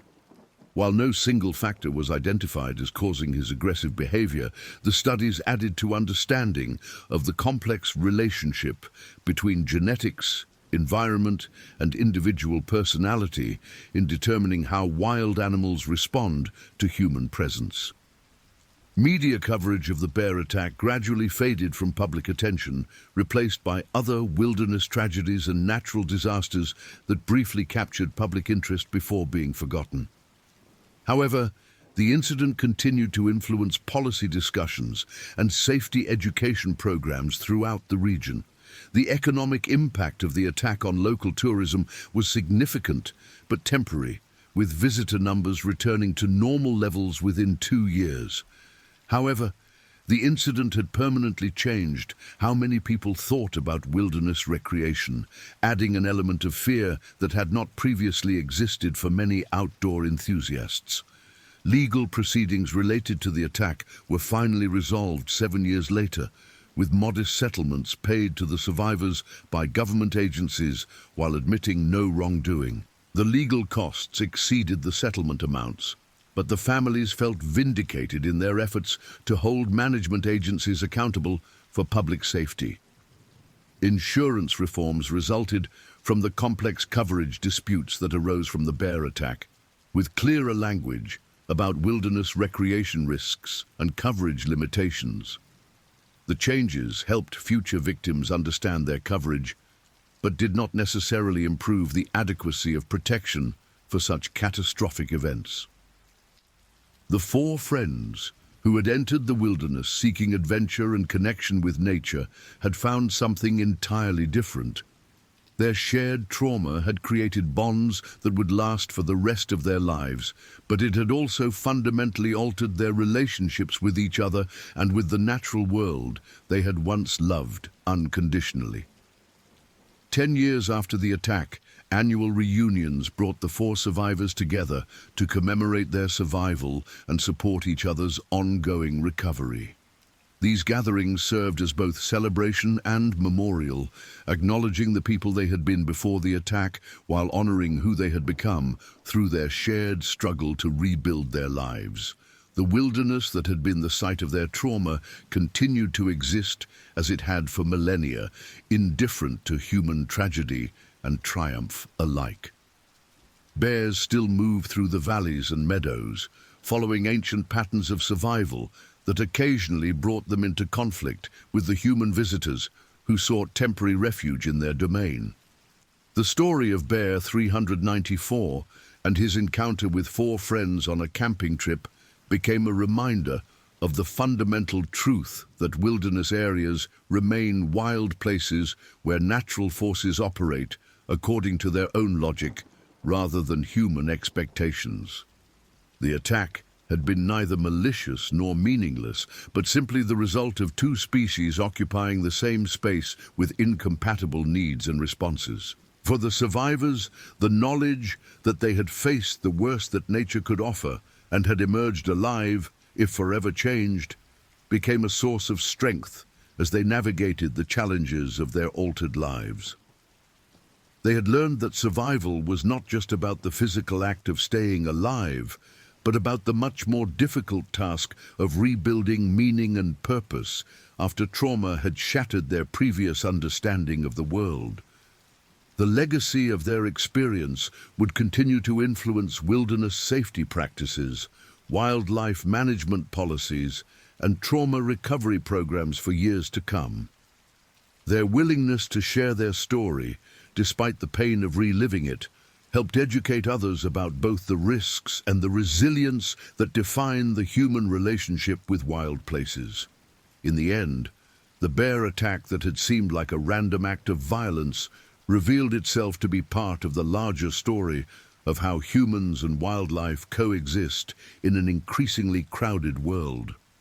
The challenge was not to eliminate all risk from wilderness experiences, but to accept that some dangers could not be predicted or prevented, while still finding ways to minimize harm and support those who suffered from the inevitable conflicts between human desires and natural realities. The four survivors had become unwilling ambassadors for this complex truth, their lives forever shaped by 8 minutes of terror that had taught them more about courage, friendship, and resilience than they had ever wanted to learn. Their story would endure as both warning and inspiration for future generations of wilderness visitors who sought to experience the beauty and power of places where humans remained, as they had always been. Just another species trying to survive in a world much larger and more dangerous than most people ever realize. The next stories. Number sign, The Last Mile. The Last Mile. The morning mist clung to the Denali wilderness like a shroud, thick and impenetrable, as the modified charter bus wound its way along the narrow gravel road that served as the only access route to the remote research station. Dr. Sarah Chen pressed her face against the cool window, watching the towering spruce and fir trees blur past in the grey dawn light. At 34, she had spent the better part of a decade studying predator behavior patterns, but this expedition to Alaska's most isolated research facility promised to be the culmination of her career. The Denali Behavioral Research Institute sat 47 miles from the nearest town, accessible only by this single road that carved through some of the most pristine and dangerous wilderness in North America. "Nervous?" asked Dr. Marcus Rodriguez, settling into the seat beside her. The behavioral psychologist had worked with Sarah on 3 previous studies, and she could read the mixture of excitement and apprehension in his dark eyes. At 41, Marcus had the weathered look of someone who had spent countless hours in the field, his greying beard neatly trimmed and his hands bearing the small scars that came from years of handling research equipment in harsh conditions. "Not nervous," Sarah replied, adjusting the stack of research papers on her lap. "Eager. We've been planning this migration study for 2 years. The opportunity to observe grizzly behavior patterns during the late summer feeding frenzy, especially in an area with such minimal human interference, it's unprecedented." She gestured toward the wilderness beyond the window. "This ecosystem has remained virtually untouched. The bear population here has been isolated from human contact for decades, which means their natural behaviors remain completely unmodified by human presence." Behind them, Dr. Jennifer Walsh looked up from her laptop where she had been reviewing the complex array of motion sensors and cameras they would be deploying throughout the research area.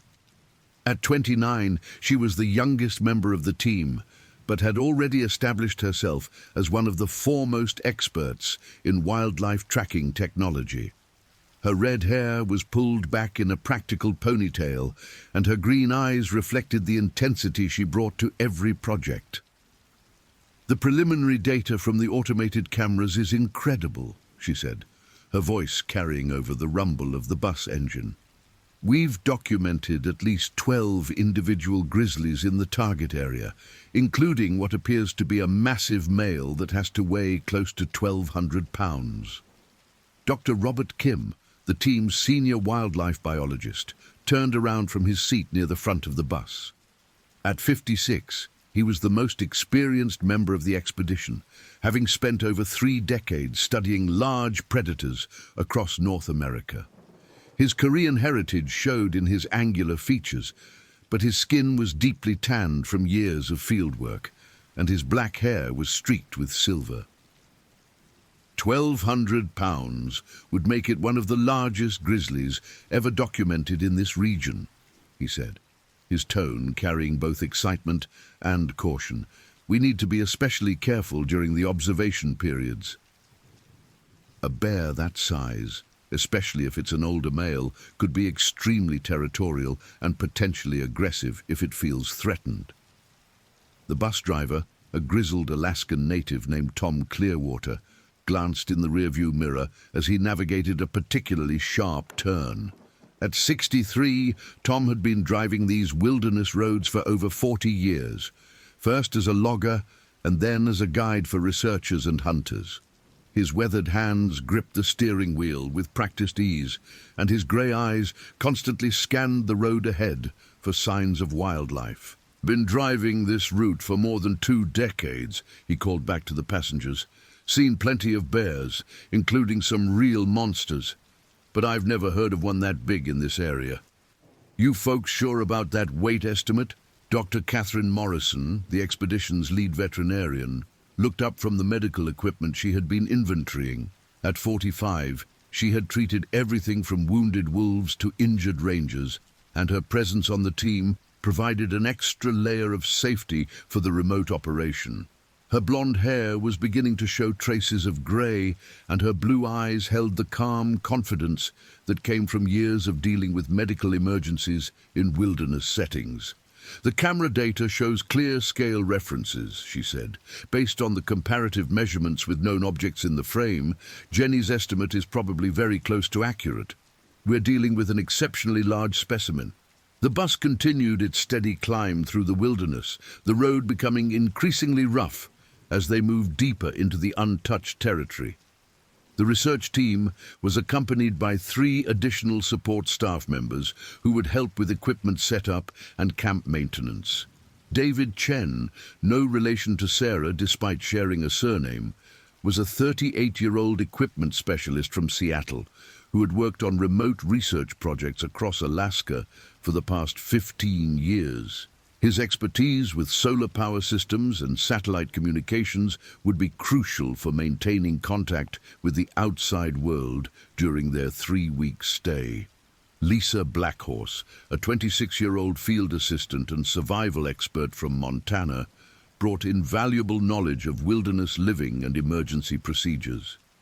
Her Native American heritage had given her a deep understanding of reading natural signs and animal behavior that complemented the team's scientific approach. Finally, there was Jake Morrison, Catherine's younger brother and a 32-year-old photographer whose job was to document the expedition for the university's publicity department and potential documentary projects.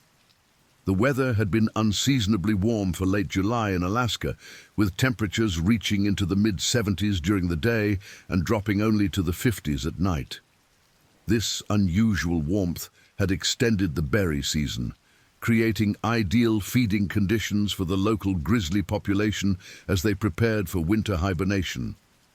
The extended feeding season meant the bears would be more active than usual, spending longer hours foraging and potentially ranging over wider territories as they sought to maximize their caloric intake before the harsh Alaskan winter set in. As the bus rounded another curve, Tom suddenly slowed the vehicle and pointed through the windshield. "Well, speak of the devil," he said quietly. "Looks like we've got company." About 200 yards ahead, a massive grizzly bear stood in the middle of the road, its dark brown fur rippling in the morning breeze. Even at this distance, the animal's enormous size was evident. It stood nearly 4 feet tall at the shoulder while on all fours, and its massive head turned toward the approaching bus with what appeared to be casual interest rather than alarm. "That's got to be him," Jennifer whispered, already reaching for her camera equipment. "Look at the size of that head." The skull measurements alone would be off the charts. The bear regarded the bus for several long moments, its small, dark eyes seeming to study the vehicle and its occupants with an intelligence that was both fascinating and unsettling. Its ears were slightly forward, indicating alertness, but not necessarily aggression, and its massive body remained relaxed as it stood in the roadway. "He's magnificent," Sarah breathed, pulling out her own camera to capture the encounter. "The muscle definition is incredible. Look at the shoulder hump, the way his fur catches the light. This is exactly the kind of specimen we hope to encounter, but I never expected to see him this close to the road." Dr. Kim was already taking detailed notes on the bear's appearance and behavior. "Note the scarring around the face and neck area," he said. "This is definitely a mature male, probably 15 to 20 years old. Those scars suggest he's been in territorial disputes with other bears, which is consistent with a dominant male defending a prime feeding territory." Tom kept the bus at a safe distance, the engine idling quietly as they all observed the magnificent animal. "In all my years driving this road, I've never seen a bear just stand there like that," he said. "Usually they hear the engine and head into the trees before you get within a quarter mile. This one doesn't seem concerned about us at all." After nearly 5 minutes of mutual observation, the grizzly finally turned and ambled slowly into the forest, its massive frame moving with surprising grace through the undergrowth. The last they saw of the animal was a flash of dark fur disappearing between the towering spruce trees, leaving only the whisper of disturbed branches to mark its passage. "Well, that was an auspicious beginning," Marcus said, still staring at the spot where the bear had vanished. "Though I have to admit, I'm a bit concerned about how comfortable he seemed with our presence." Bears that show no fear of vehicles can sometimes be unpredictable. "It's actually perfect for our study," Sarah replied, reviewing the photos she had captured on her camera's LCD screen. "We want to observe natural behavior with minimal human interference. If the local population is comfortable enough with occasional vehicle traffic to not immediately flee, it means we'll have much better opportunities for extended observation periods." The remainder of the journey to the research station passed without incident, though Tom's eyes remained constantly alert for more wildlife encounters. The road climbed steadily through old-growth forest, past pristine streams that reflected the surrounding mountains, and through meadows where wildflowers created splashes of color against the deep green backdrop of the wilderness. The air that flowed through the bus's open windows carried the clean, crisp scent of pine needles and mountain streams, mixed with the earthy aroma of rich forest soil and the sweet fragrance of late summer berries. As they crested a ridge, the Denali Behavioral Research Institute came into view, nestled in a small valley beside a crystal-clear mountain lake. The facility consisted of 5 main buildings: the Central Research Laboratory, with its distinctive solar panel array, 2 dormitory-style buildings for visiting researchers, an equipment storage and maintenance building, and a communication center topped with a complex array of satellite dishes and radio antennas. The buildings were constructed of locally sourced timber and designed to blend seamlessly with the natural environment while providing all the modern amenities necessary for extended research operations. Dr. Helen Anderson, the station director, was waiting for them at the main building. At 58, she had been managing remote research facilities for over 20 years, and her presence brought an immediate sense of organization and competence to any operation. Her silver hair was pulled back in a no-nonsense bun, and her grey eyes reflected the intelligence and determination that had made her one of the most respected administrators in the field of wildlife research. She wore practical hiking boots, cargo pants, and a fleece jacket bearing the university's logo, and her weathered hands spoke of years spent in outdoor research environments. "Welcome to Denali," Helen said, as the team disembarked from the bus. "I trust the journey was uneventful." Her tone suggested she already knew about the bear encounter, as if little happened in this wilderness without her knowledge. "We had quite the welcoming committee," Sarah replied, hefting her backpack and equipment cases. "A magnificent male grizzly, probably the one Jenny's been tracking on the remote cameras." Helen nodded knowingly. "That would be Bruno, as the local staff has dubbed him. He's been in the area for at least 3 months, probably longer. We estimate he's around 18 years old, and definitely pushing 1,200 pounds, maybe more. He's become quite the local celebrity among the research staff, though we maintain strict protocols about human-bear interactions." As they unloaded their equipment from the bus, Helen provided a comprehensive orientation about the facility and the surrounding wilderness. The research station operated on a completely sustainable basis, with solar panels and wind generators providing electricity and a sophisticated water purification system drawing from the mountain lake.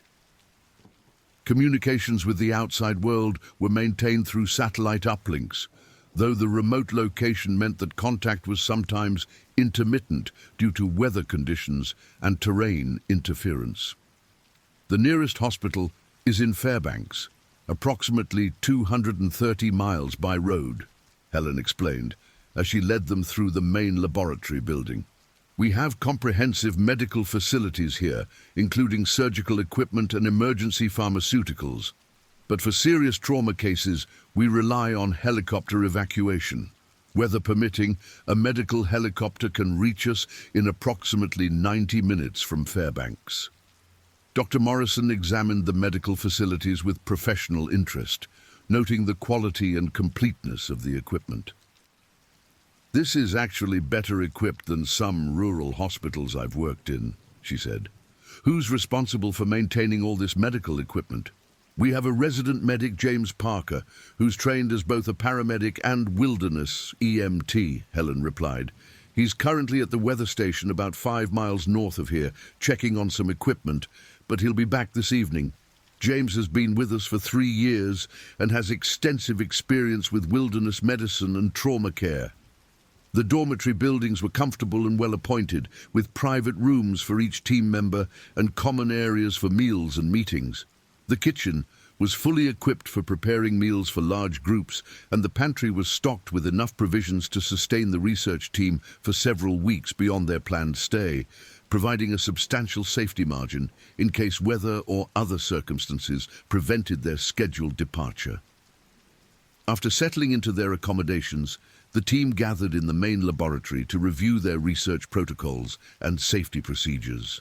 The laboratory was equipped with state-of-the-art computer systems for data analysis, high-resolution monitors for reviewing camera footage, and communication equipment for coordinating with observation teams in the field. Your primary research area encompasses approximately 15 square miles of pristine wilderness, Helen explained, spreading a detailed topographical map across the large table in the center of the room. We've identified 12 primary observation points based on the camera data and known bear travel patterns. The terrain varies from dense forest to open meadows, with several stream crossings that serve as natural gathering points for wildlife. Jennifer studied the map carefully, correlating the marked observation points with the data from her remote cameras. The travel patterns suggest this is a major corridor for bear movement, she said.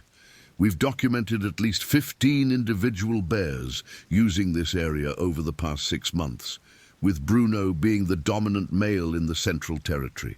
The observation points are positioned to minimize human scent and visual impact while providing optimal viewing opportunities, Helen continued.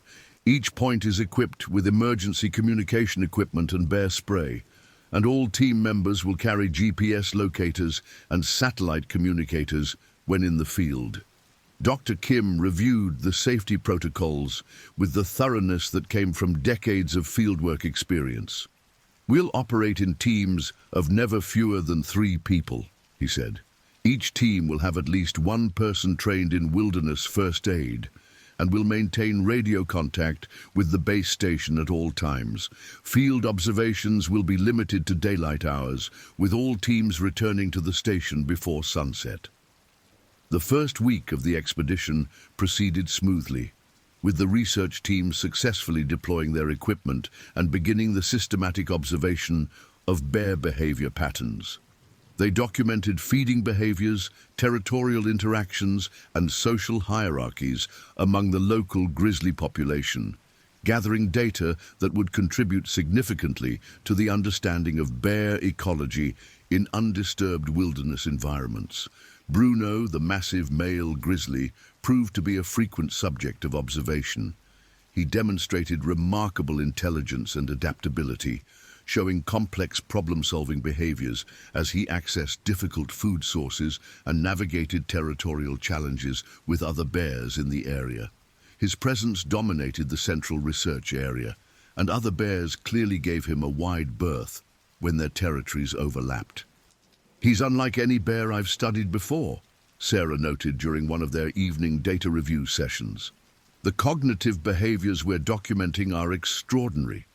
Yesterday we watched him spend over an hour figuring out how to access a beehive that was 15 feet up in a dead tree. He didn't just climb up and tear it apart like most bears would. He actually tested different approaches and developed a systematic strategy. The territorial markers are equally fascinating, Marcus added, reviewing video footage from one of the remote cameras. He's established a complex system of scent marking that covers an area of nearly 8 square miles. That's significantly larger than typical grizzly territories, even for dominant males. Jennifer was analyzing movement patterns on her laptop, overlaying GPS data from the collar cameras with topographical information. His travel routes are incredibly efficient, she said. He's not wandering randomly in search of food. He's following specific patterns that maximize his access to the best feeding areas while minimizing energy expenditure. It's like he has a mental map of every berry patch, salmon run, and carrion site in his territory. The weather during the second week remained unusually warm, with daytime temperatures reaching into the low 80s. This extended warm period was causing the berry crops to ripen more extensively than usual, creating an abundance of food that was attracting bears from a wider area than normal. The research team documented several encounters between Bruno and other male grizzlies, all of which ended with the smaller bears retreating without physical confrontation.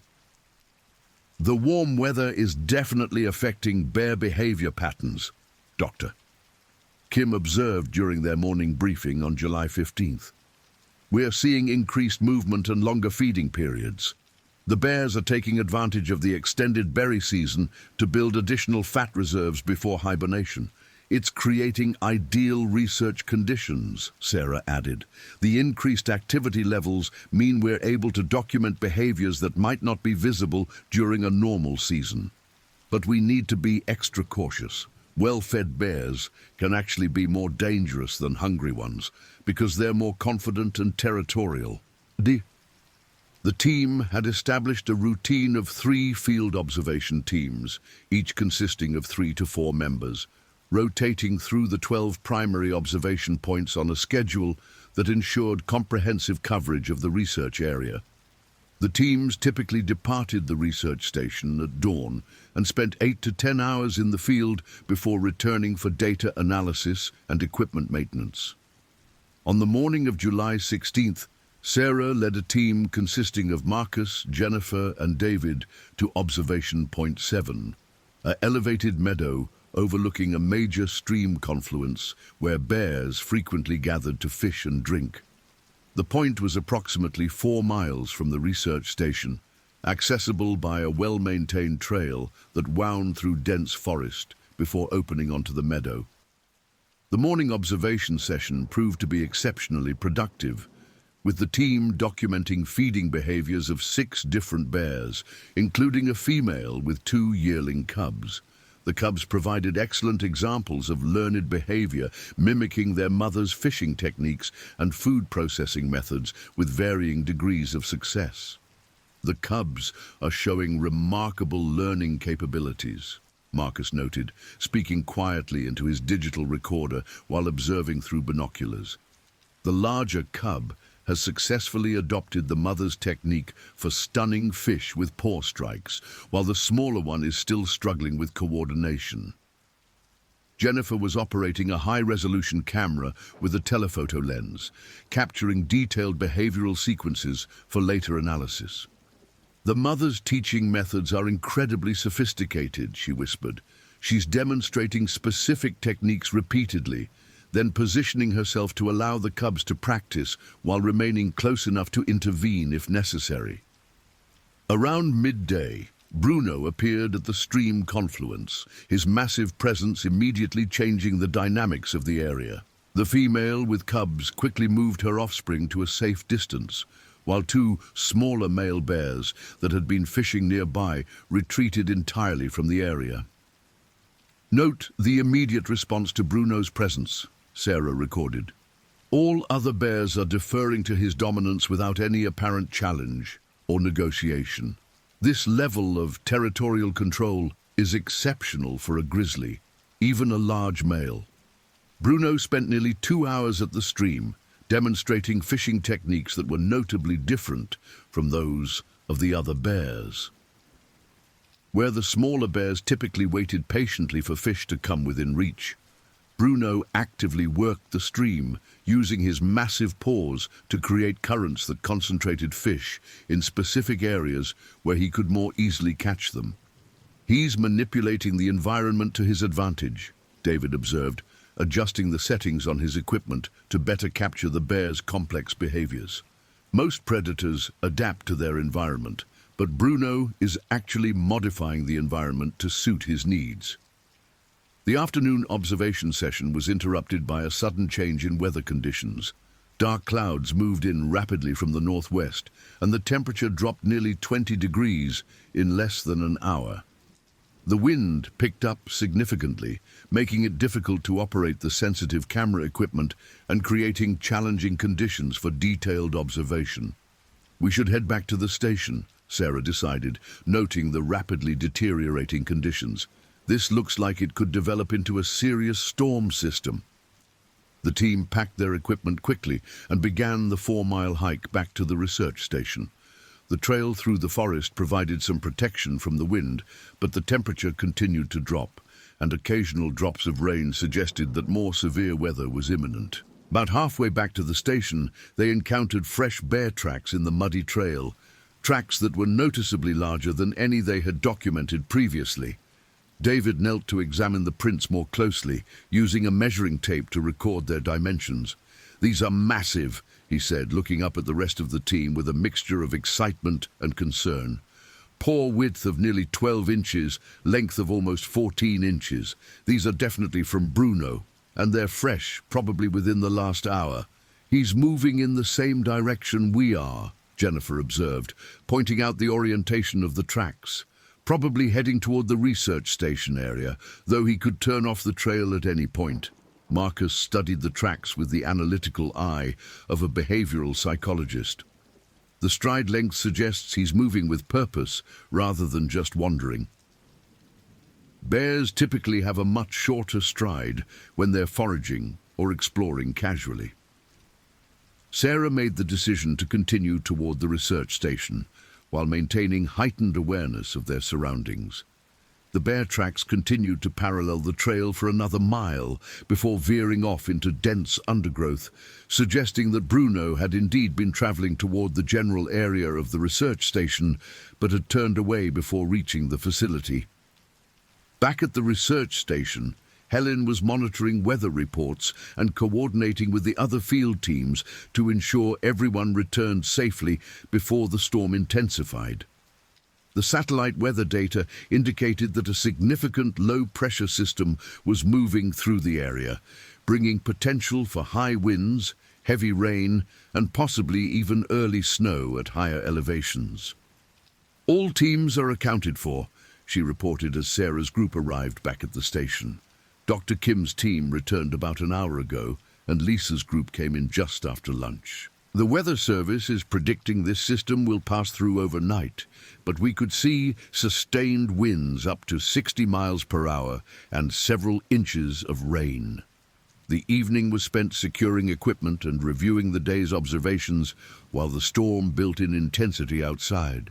The research station's buildings were designed to withstand severe weather, but the constant whistling of wind and the drumming of rain on the roof created an atmosphere of tension that seemed to affect everyone's mood. "Storms like this can significantly alter animal behavior patterns," Dr.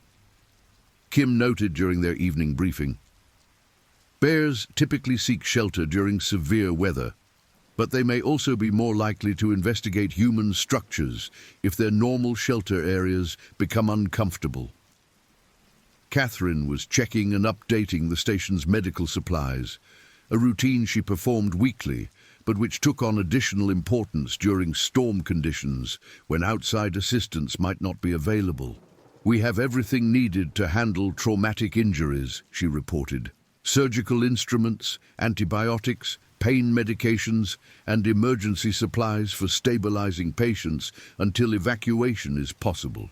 Jake spent the evening reviewing the photographs and video footage he had captured during the first 2 weeks of the expedition, creating a preliminary documentation of the research team's work and the incredible wildlife they had encountered. "The footage of Bruno at the stream is absolutely extraordinary," he said, scrolling through high-resolution images on his laptop. "These could be some of the best grizzly behavioral photos ever captured in the wild." The storm continued through the night, with winds gusting up to 70 miles per hour and nearly 4 inches of rain falling before dawn. The research station's power systems remained stable throughout the severe weather, but the satellite communications were intermittent due to the atmospheric disturbance. July 17th dawned clear and calm, with brilliant sunshine and crisp mountain air that seemed particularly fresh after the storm's passage. The temperature had dropped to near normal levels for the season, with a morning low of 42 degrees that would climb to only the mid-60s during the day. "Perfect weather for bear observation," Sarah noted as the team gathered for breakfast and the morning briefing. "The cooler temperatures will make the bears more active during daylight hours, and the storm may have altered their movement patterns enough to provide new research opportunities." Helen had re-established full satellite communications and was coordinating with the outside world to confirm that all weather-related concerns had passed. "The road conditions are good and the forecast for the next week looks stable," she reported. "No additional storm systems are visible on the extended weather models." The research teams prepared to return to their field observation points, eager to document how the previous night's storm had affected the local wildlife. The trail conditions were muddy but passable, and the fresh, rain-washed air provided excellent visibility for long-distance observation. Dr. Kim led the first team to observation points 1 through 3. Which covered the northern section of the research area where several smaller bears had been regularly observed.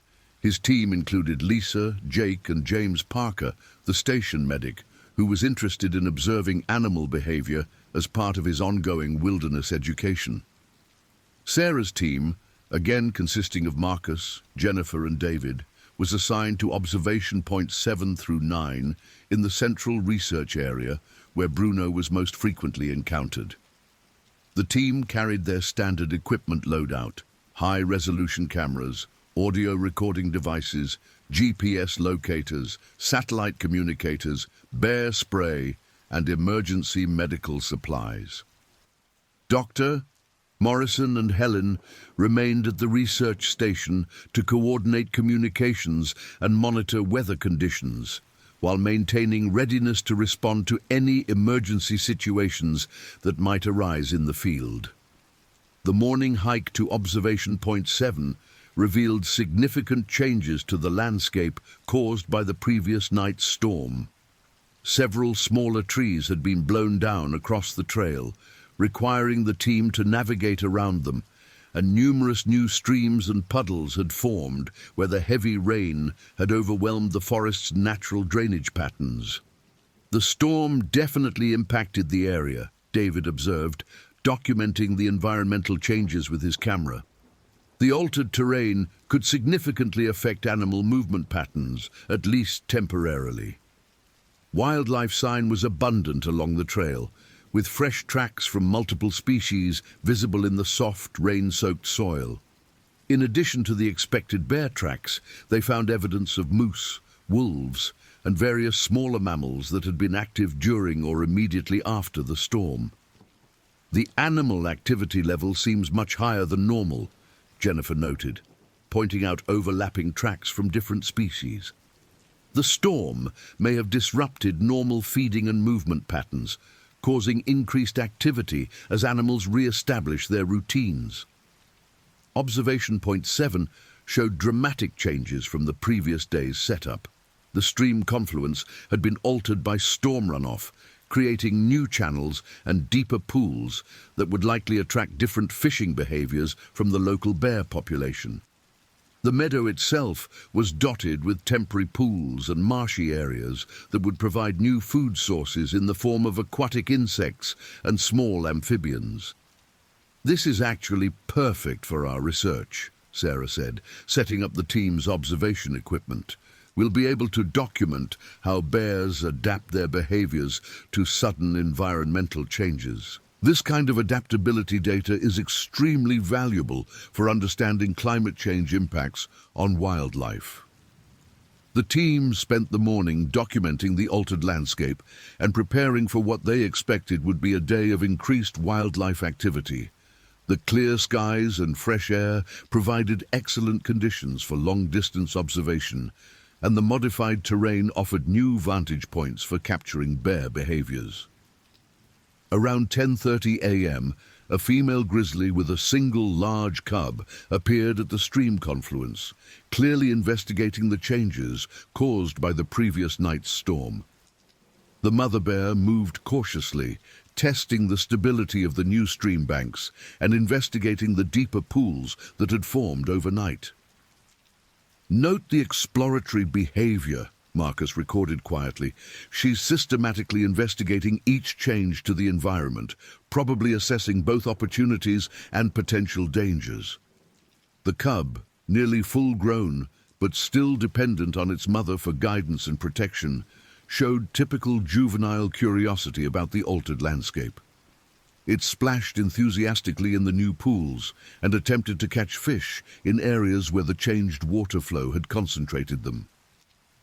The cub's learning opportunities are enhanced by the environmental changes, Jennifer observed, capturing detailed video footage of the interaction. It's being exposed to problem-solving situations that wouldn't normally occur, which could accelerate its behavioral development.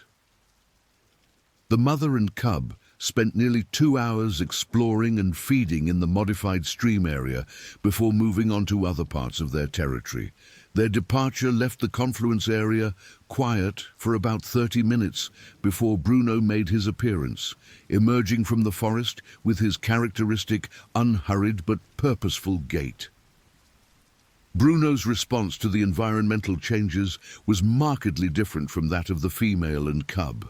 Where they had spent considerable time investigating and exploring, Bruno seemed to immediately understand the new landscape and adapt his behaviors accordingly. He moved directly to the areas where fish were now concentrated and began fishing with techniques modified to take advantage of the altered water flow patterns. His adaptation time is remarkable, David noted, adjusting his camera settings to capture the bear's sophisticated fishing methods. Most animals require an extended period to adjust to environmental changes, but Bruno seems to have analyzed and adapted to the new conditions almost instantly. It's consistent with the high cognitive function we've been documenting, Sarah added. This level of behavioral flexibility is extraordinary for any wildlife species, but especially remarkable in a predator of this size. Bruno's fishing session was interrupted around 1:15 p.m. by the arrival of 2 younger male bears, who appeared to be investigating the same environmental changes that had attracted the other wildlife. The younger bears, both significantly smaller than Bruno, but still substantial animals weighing probably 600 to 700 pounds each, approached the stream confluence from different directions. The interaction that followed provided excellent documentation of grizzly dominance behaviors and territorial negotiation. Bruno's response to the intrusion was immediate and decisive, but notably did not involve physical aggression. Instead, he used a series of body language signals and vocalizations that clearly communicated his dominance and territorial claims to the younger bears. Classic dominance display, Marcus recorded. Bruno is using minimal energy expenditure to maintain territorial control. The other bears are responding appropriately to his signals without requiring escalation to physical confrontation. The 2 younger bears retreated to a respectful distance, but did not leave the area entirely, instead positioning themselves about 200 yards upstream where they could access the water without directly challenging Bruno's claim to the prime fishing area. This arrangement seemed acceptable to all parties, and all 3 bears continued feeding simultaneously while maintaining their established hierarchy. This is exactly the kind of complex social behavior that makes this population so valuable for research, Jennifer said, ensuring her cameras captured the entire interaction. We're documenting sophisticated territorial negotiation that maintains social stability while allowing multiple animals to access shared resources. The afternoon observation session continued with detailed documentation of feeding behaviors, territorial interactions, and environmental adaptations. The research team maintained their careful observation protocols while remaining constantly aware of their surroundings and the potential for wildlife encounters. Around 3:45 p.m., a subtle change in Bruno's behavior caught Sarah's attention. The massive bear, who had been calmly fishing and feeding for several hours, suddenly became alert and focused on something in the forest beyond the stream confluence. His ears were pricked forward, his head was raised, and his entire body language indicated heightened awareness of potential threat or opportunity. "Something's caught his attention," Sarah whispered, adjusting her binoculars to scan the forest in the direction of Bruno's gaze. His posture indicates he's detected something significant, probably another animal. The two younger bears had also noticed Bruno's change in behavior and were exhibiting their own signs of alertness. All three animals were now focused on the same area of dense forest, their feeding activities temporarily suspended as they assessed whatever had triggered their collective attention. Pack behavior emerging, Marcus noted quietly. Even though these are normally solitary animals, they're responding collectively to a perceived threat or opportunity.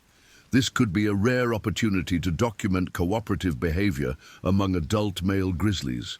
After several minutes of intense vigilance, Bruno began moving slowly toward the forest area that had captured his attention.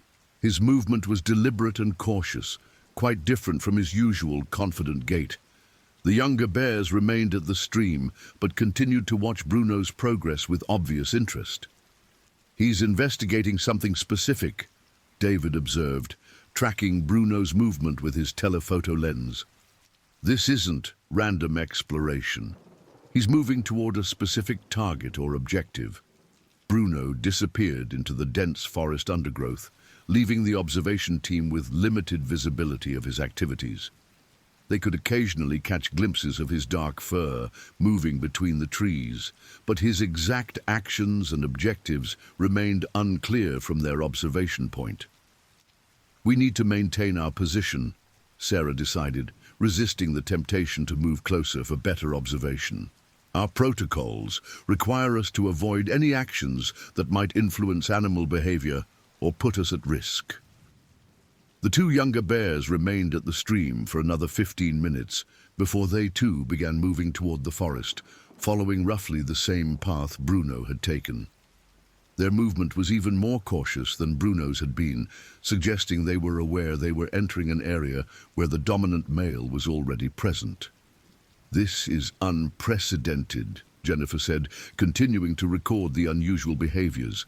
"We're documenting what appears to be investigative cooperation among adult male grizzlies. This goes against everything we know about typical bear social structures." The forest remained quiet for nearly an hour, with no visible signs of the three bears that had entered the dense undergrowth. The observation team maintained their watch while documenting the unusual sequence of events and speculating about what might have triggered such coordinated behavior. Whatever attracted their attention must have been significant, Marcus noted. Bears don't abandon prime feeding areas during optimal feeding times unless they're responding to something important. Around 5:20 p.m., Bruno emerged from the forest, but his behavior and appearance had changed noticeably from when he had entered the woods.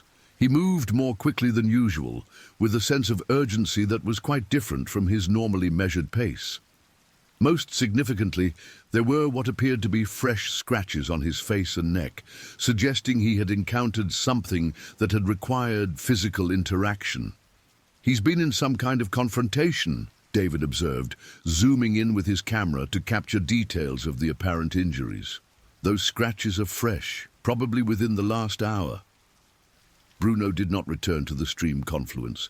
Instead, he moved rapidly across the meadow in the direction of the research station, covering ground at a pace that was remarkable for an animal of his size. His path would take him within a few hundred yards of observation point 7, closer to the research team than any bear had approached during their 2 weeks in the field. "He's heading toward our area," Sarah said, her voice carrying the first note of concern the team had heard during the expedition. "We need to prepare for a possible close encounter." The team quickly reviewed their bear encounter protocols while maintaining visual contact with Bruno's approach.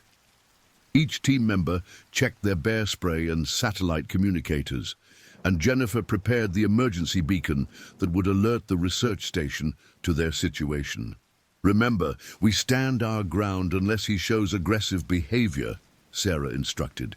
"Make ourselves appear larger, speak in calm, loud voices, and avoid direct eye contact. If he charges, we use the bear spray only as a last resort." Bruno's approach brought him to within approximately 150 yards of the observation point before he stopped and appeared to study the research team's position. The massive bear remained motionless for several minutes, his dark eyes fixed on the humans with an intensity that was both fascinating and unnerving. "He knows we're here," Marcus whispered, fighting the urge to move or make sudden gestures. "He's evaluating us, trying to determine if we represent a threat or opportunity." The standoff continued for what felt like an eternity, but was probably only 3 or 4 minutes. Bruno remained completely still, except for the occasional twitch of his ears or slight movement of his massive head as he continued his assessment of the human intruders in his territory. Finally, apparently satisfied that the research team posed no immediate threat, Bruno turned and continued his journey toward the research station area. His departure was as sudden as his approach had been, leaving the team with elevated heart rates and a profound sense of having witnessed something extraordinary. "That was incredible," David breathed, reviewing the photos he had captured during the encounter. "The detail we were able to capture at that distance, the behavioral documentation, this is going to be invaluable for the research." "We need to report this immediately," Sarah decided, activating her satellite communicator to contact the research station. "Helen needs to know that Bruno is moving toward the facility, especially given his apparent agitation and the evidence of recent conflict." The satellite communication with the research station was immediately answered by Helen, who had been monitoring all field teams closely as the day progressed. "Sarah, this is Helen. What's your status?" "We've had a significant encounter with Bruno," Sarah reported. "He approached within 150 yards of our position and appeared to be heading directly toward the research station. He showed signs of recent conflict, with visible scratches on his face and neck. His behavior was notably different from our previous observations, more urgent and purposeful." "Understood," Helen replied. "We'll implement heightened security protocols immediately. Are you and your team safe to return to the station?" "We're fine, but we'll need to take a route that avoids Bruno's path," Sarah responded. "We'll circle around to the north and approach the station from the alternate trail. Estimated arrival time is approximately 90 minutes. Copy that. We'll be monitoring your progress and will have security measures in place. Dr. Kim's team returned to the station about an hour ago, and we've been tracking increased wildlife activity on the perimeter cameras." The team packed their equipment quickly and began the longer route back to the research station, following a trail that would keep them well away from Bruno's projected path. The alternate route added nearly 2 miles to their return journey, but provided the safety margin necessary given the unusual circumstances of their wildlife encounter. The hike back to the station was completed without incident, though the team remained vigilant for signs of bear activity throughout the journey. The alternate trail provided different perspectives of the research area and allowed them to observe the effects of the previous night's storm on other parts of the wilderness. "The entire ecosystem seems more active than usual," Jennifer observed as they walked. "The storm, the unusual warm weather, and now this apparent conflict involving Bruno. It's like the normal patterns have been disrupted." Upon returning to the research station, the team found that Helen had indeed implemented enhanced security protocols. Motion sensors around the facility had been activated, exterior lighting had been adjusted to provide better visibility of the approaches to the buildings, and emergency communication systems had been tested and confirmed operational. Dr. Kim's team reported that they had also observed unusual wildlife activity throughout the day, including increased movement by several bear species and what appeared to be territorial displacement of some animals from their normal ranges. "We documented at least 8 different bears today, which is significantly higher than our average of 3 to 4 per day," Dr. Kim reported during the evening briefing. Several of them appeared to be moving through the area rather than establishing temporary territories, which suggests something has disrupted the normal territorial patterns. James Parker, the station medic, had spent the afternoon reviewing emergency medical protocols and ensuring that all trauma care equipment was ready for immediate use. Given the increased wildlife activity and the apparent conflict involving Bruno, I want to make sure we're prepared for any possible bear-human interactions, he said. The scratches we observed on Bruno were consistent with encounter with another large predator, Catherine added, after reviewing David's photographs. The pattern and depth suggest he may have had a territorial dispute with another bear, or possibly even a large wolf pack. The evening analysis of the day's data revealed significant changes in animal behavior patterns throughout the research area. The combination of storm-related environmental changes and apparent territorial conflicts had created a dynamic situation that was both exciting for research purposes and concerning from a safety standpoint. We're documenting unprecedented behavioral flexibility and adaptability, Sarah noted, as the team reviewed video footage and data from the day's observations. But we're also seeing increased unpredictability, which requires us to modify our field protocols. Helen made the decision to implement modified safety procedures for the remainder of the expedition. Effective tomorrow, all field teams will maintain constant radio contact with the station. Check-in intervals will be reduced to every 30 minutes, and no team will be allowed in the field after 4 p.m., she announced. Additionally, each team will carry enhanced emergency equipment, including emergency beacons, additional bear spray, and first aid supplies, specifically configured for traumatic injuries, she continued.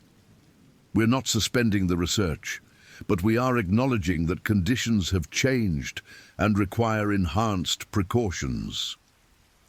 The night passed quietly, with regular security checks showing no evidence of large wildlife in the immediate vicinity of the research station. The motion sensors detected various small animals throughout the night, but nothing suggesting the presence of bears or other large predators near the facility. July 18th dawned, with partly cloudy skies and temperatures in the low 50s. Perfect conditions for wildlife observation.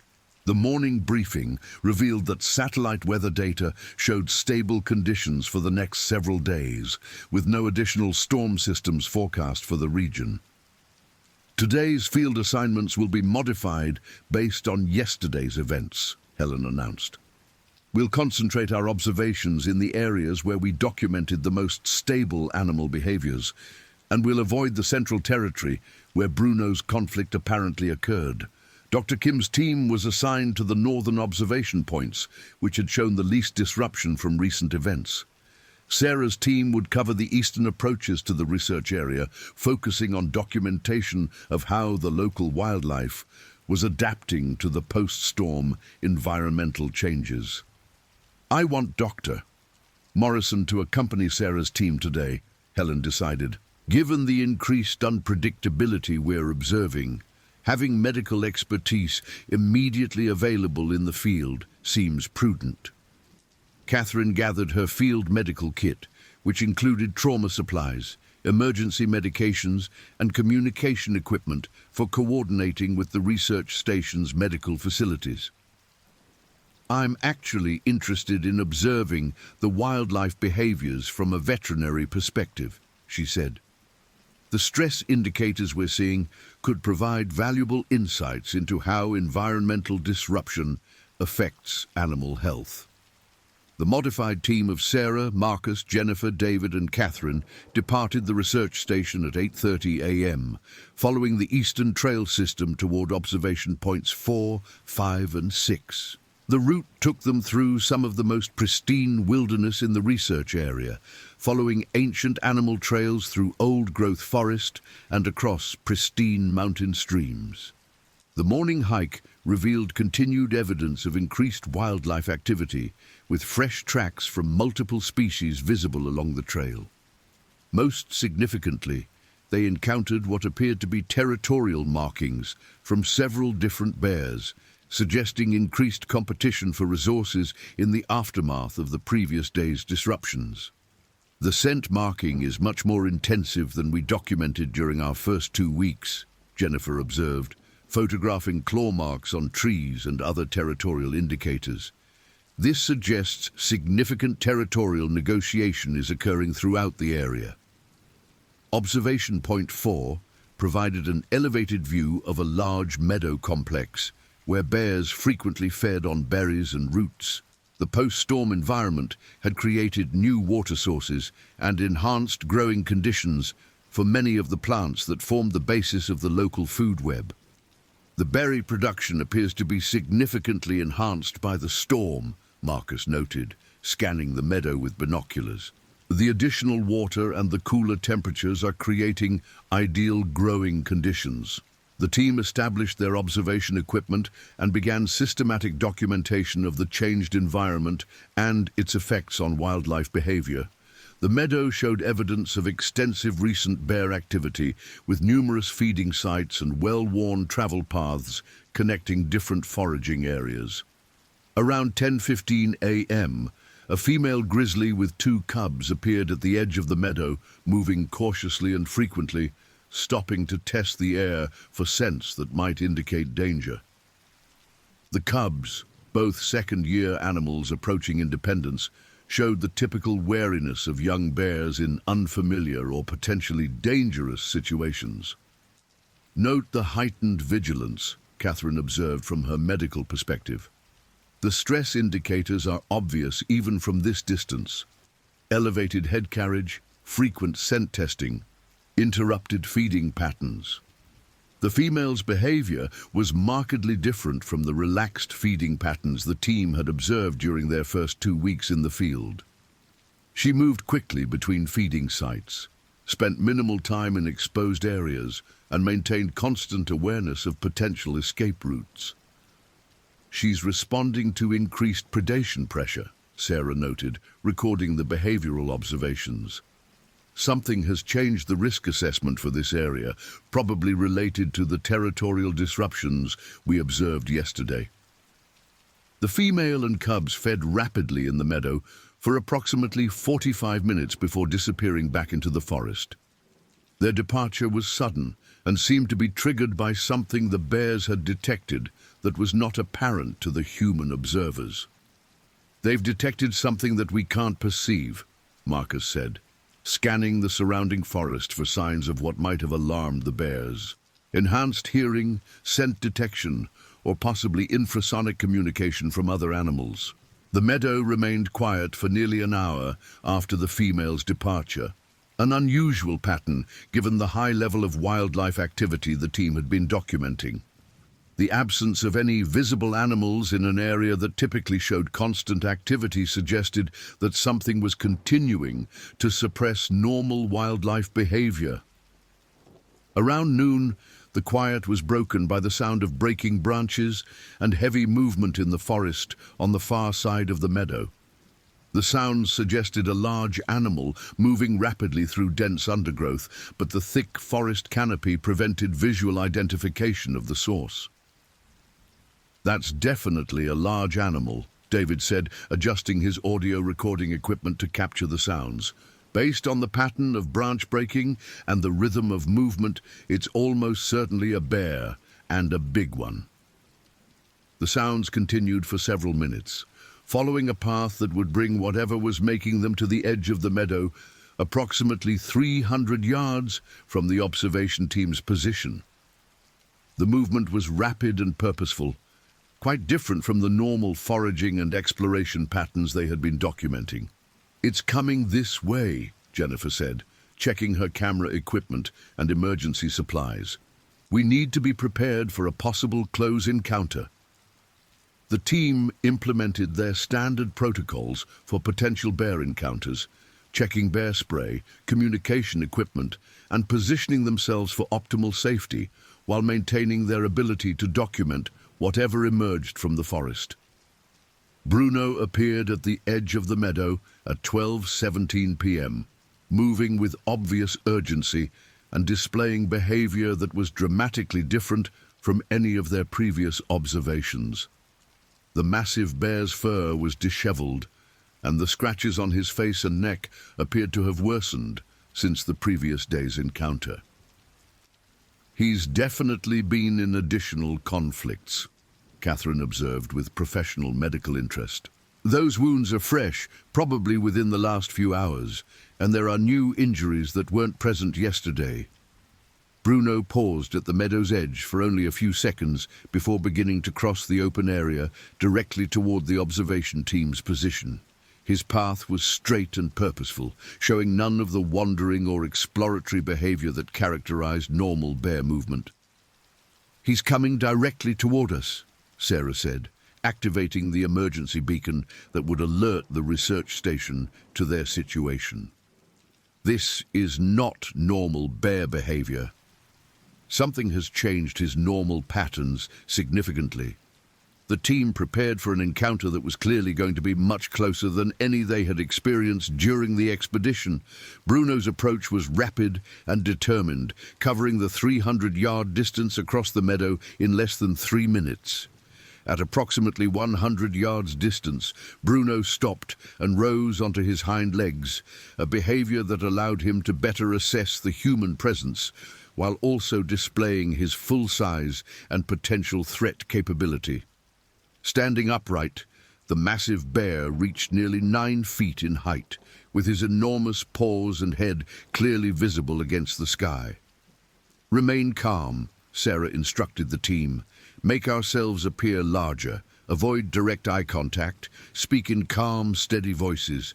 He's assessing us, not necessarily preparing to attack." Bruno remained upright for nearly a minute, his dark eyes studying the research team with an intelligence that was both fascinating and deeply unnerving. His ears were forward but not flattened, and his mouth was slightly open, revealing impressive canine teeth, but not showing the aggressive displays that would indicate imminent attack. "He's making a decision," Marcus said quietly, fighting every instinct to move or run. "This is some kind of evaluation process. He's trying to determine whether we represent a threat, an opportunity, or neither." After what felt like an eternity, Bruno dropped back to all fours and continued his approach, but at a slower, more measured pace. His behavior suggested curiosity rather than aggression, but the team remained ready for immediate defensive action if his demeanor changed. At 50 yards, Bruno stopped again and began a systematic investigation of the area around the observation point. He moved in a wide circle, testing scents and examining the ground for signs that might provide information about the human presence in his territory. "He's conducting reconnaissance," David observed, maintaining steady camera operation despite the extraordinary circumstances. "This is incredibly sophisticated behavior for any animal species." Bruno's investigation brought him to within 30 yards of the team before he again stopped and focused his attention directly on the humans. At this distance, every detail of the massive bear was clearly visible, from the individual hairs of his thick coat to the intricate patterns of scars that marked his face and shoulders. "Look at his eyes," Jennifer whispered, maintaining her video documentation despite the obvious danger. "There's an intelligence there that's almost human-like. He's not just reacting instinctively, he's actually thinking about this situation." The standoff continued for several more minutes, with Bruno apparently weighing his options while the research team maintained their defensive posture. The tension was extraordinary, with every team member acutely aware that they were in the presence of one of the most powerful predators in North America. Bruno's decision, when it came, was sudden and unexpected. Instead of approaching closer or retreating, he simply turned and began walking parallel to the observation point, maintaining his distance of approximately 30 yards while continuing to move across the meadow. "He's established a boundary," Sarah realized. "He's not treating us as prey or as a threat. We're being accepted as a neutral presence in his territory, but with clearly defined limits on how close we can be." The massive bear continued his parallel course for nearly 200 yards before turning and heading toward the forest on the opposite side of the meadow. His departure was unhurried and dignified, quite different from the urgent, almost frantic behavior he had displayed upon arriving at the meadow. That was extraordinary, Catherine breathed, checking her heart rate and blood pressure from the adrenaline surge of the encounter. I've never experienced anything like that level of intelligence and decision-making from a wild animal. The behavioral documentation we just captured is unprecedented, Marcus added, reviewing the audio recordings he had maintained throughout the encounter. This represents a completely new understanding of grizzly cognitive capabilities and decision-making processes.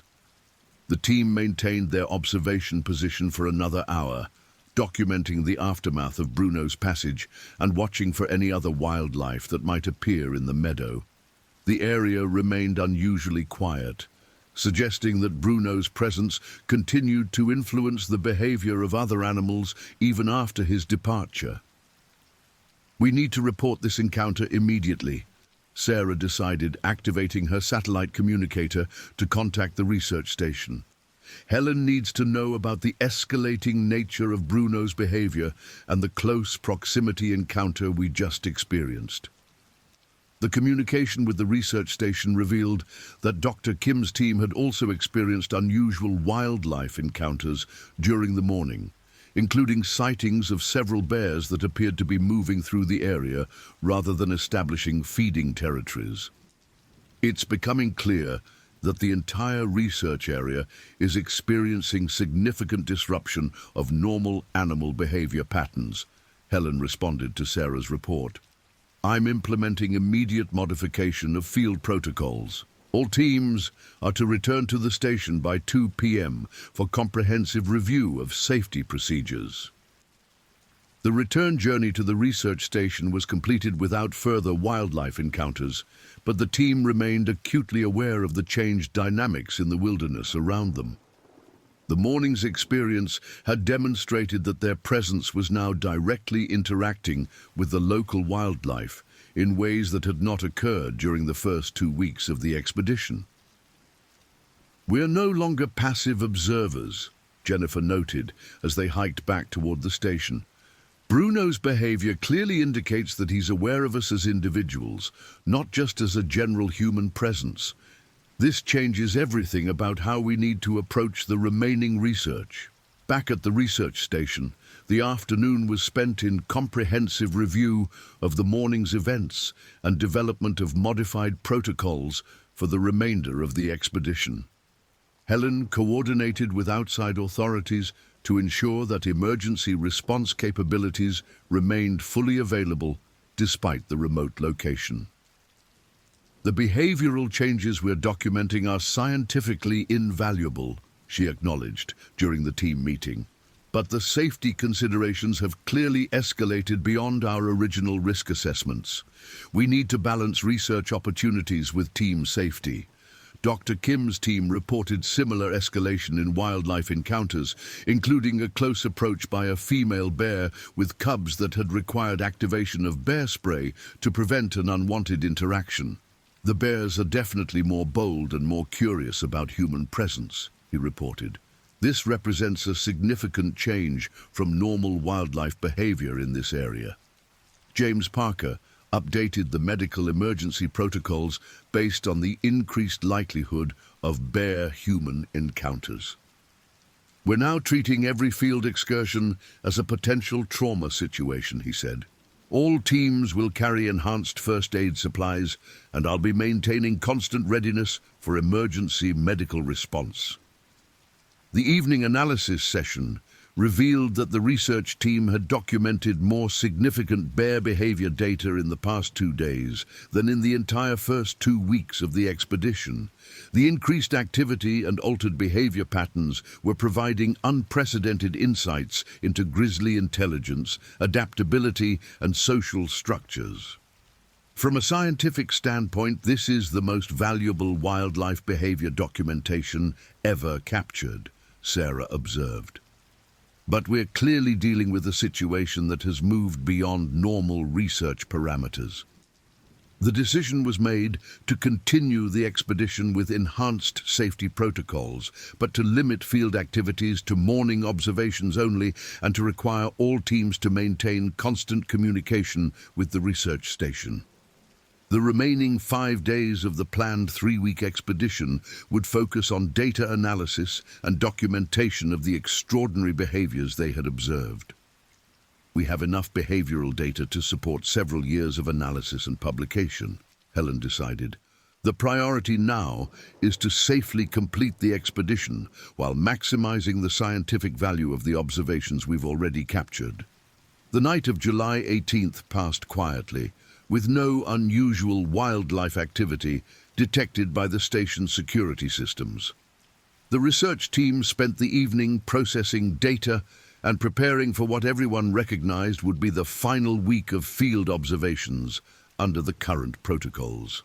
July 19th dawned with overcast skies and a significant drop in temperature, with morning readings showing 38 degrees and a forecast high of only 55 degrees.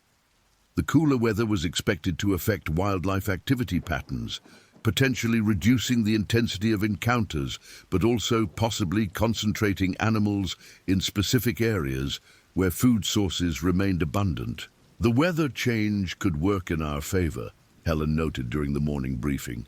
Cooler temperatures typically make bears less active during midday hours, which could provide safer observation windows. The field assignments for July 19th were limited to 2 teams working in areas that had shown the most predictable wildlife behavior patterns. Dr. Kim led a team to the northern observation points, while Sarah's team was assigned to the eastern meadow complexes, where they had documented stable animal behaviors. Today's primary objective is to complete our behavioral pattern documentation while maintaining safe distance from all wildlife encounters, Sarah announced to her team. We're focusing on data collection rather than pushing the boundaries of observation distance.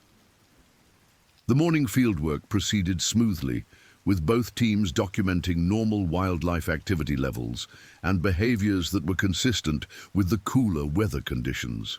The dramatic encounters of the previous 2 days seemed to have given way to more typical wildlife patterns, though both teams maintained heightened vigilance for unexpected animal approaches. Around 11:30 a.m., Sarah's team was observing a female bear with a single cub in the eastern meadow complex when their satellite communicator received an emergency signal from Dr. Kim's team. The signal indicated immediate danger and requested emergency response from the research station. "This is Sarah's team responding to emergency signal," Sarah transmitted immediately. "What is your status and location?" Dr. Kim's voice came through the communicator with obvious stress and urgency. "We have a situation at observation point 2. Bruno has approached our position and is displaying aggressive behavior. Lisa has been injured. We need immediate medical assistance and emergency evacuation." Helen's voice came through the communication system immediately. "Dr. Kim, this is base station. Confirm your exact location and the nature of Lisa's injuries. Medical response is being initiated immediately." "We are at observation point 2, grid coordinates 347-891, Dr. Kim responded. "Lisa has sustained multiple lacerations to her left arm and shoulder from bear claws. She is conscious and alert, but has significant bleeding. Bruno is approximately 50 yards from our position and continues to show aggressive posturing." Sarah's team immediately began moving toward the location of the emergency, following the fastest route through the wilderness while maintaining communication with both Dr. Kim's team and the research station. The distance between their position and observation point 2 was approximately 3 miles, representing at least an hour of difficult hiking through dense forest terrain. "Catherine, you'll take the lead on medical response once we reach the scene," Sarah directed. "Jennifer, maintain communication with base station and coordinate with emergency services. David and Marcus, you'll assist with evacuation procedures and equipment management." Helen coordinated the emergency response from the research station, immediately contacting emergency medical services in Fairbanks and requesting helicopter evacuation for a serious wildlife attack. Medical helicopter dispatch shows estimated arrival time of 90 minutes to 2 hours, depending on weather conditions at the remote location, she reported. James Parker departed the research station immediately with advanced medical equipment and emergency supplies, following the direct route to Observation Point 2 that would allow him to arrive ahead of Sarah's team. His medical training and emergency response experience would be crucial for stabilizing Lisa until helicopter evacuation could be completed. Dr. Kim's team maintained their position at Observation Point 2 while continuing to monitor Bruno's behavior and provide basic medical care for Lisa's injuries. Bruno has moved back to approximately 100 yards, but remains in the area, Dr. Kim reported. Lisa's bleeding is controlled with pressure bandages, but she needs immediate professional medical attention. The emergency response highlighted the challenges of conducting research in such remote wilderness areas where professional medical care was hours away and weather conditions could prevent helicopter access entirely. The research station's medical facilities were well equipped for basic trauma care, but serious injuries required evacuation to fully equipped hospitals. Sarah's team reached Observation Point 2 at 12:45 p.m., finding Dr. Kim's team in a defensive position while maintaining visual contact with Bruno, who had moved to approximately 150 yards away but continued to show unusual behavior. Lisa was conscious and alert, but had sustained serious lacerations to her left arm and shoulder that required immediate professional medical attention. Catherine immediately took charge of Lisa's medical care, assessing the extent of her injuries and implementing advanced trauma treatment procedures. The lacerations are deep and extensive, she reported. No apparent arterial damage, but significant muscle and tissue trauma. We need to establish intravenous access and initiate antibiotic therapy immediately. James Parker arrived at the observation point approximately 20 minutes after Sarah's team, bringing additional medical equipment and emergency supplies that allowed for more comprehensive trauma care. Medical helicopter ETA is now approximately 45 minutes, he reported. We need to establish a landing zone and prepare for rapid evacuation. Bruno's behavior during the medical emergency was unlike anything the research team had previously observed. Rather than leaving the area, he maintained his position and continued to watch the human activity with obvious interest. His behavior was not openly aggressive, but his continued presence created ongoing tension and safety concerns for the rescue operation. "He's not leaving, Doctor," Kim observed, maintaining constant vigilance while the medical team worked on Lisa's injuries. "This is completely outside normal bear behavior patterns. He should have either attacked or retreated by now." The helicopter landing zone was established in a meadow approximately 300 yards from Observation Point 2, requiring careful coordination to move Lisa safely while maintaining awareness of Bruno's continued presence. The medical team prepared Lisa for transport, while security personnel maintained defensive positions around the evacuation route. "Lisa, can you hear me?" Catherine asked, as she completed the IV setup and began administering pain medication and antibiotics. "You're going to be fine. We're getting you out of here as quickly as possible." Lisa was conscious and alert despite her injuries, and her responses indicated no signs of serious head trauma or internal injuries. "I'm okay," she said, her voice steady despite obvious pain. "It happened so fast. He came out of nowhere and knocked me down. I thought he was going to kill me." The medical helicopter arrived at 1:32 p.m., with the flight crew immediately taking charge of Lisa's care and preparing for rapid evacuation to the trauma center in Fairbanks. The helicopter crew included a flight paramedic and a trauma nurse, both experienced in wilderness rescue operations. Patient is stable for transport, the flight paramedic reported after completing his assessment of Lisa's condition. Estimated flight time to Fairbanks General is 42 minutes. Trauma team is standing by for immediate surgical intervention if necessary.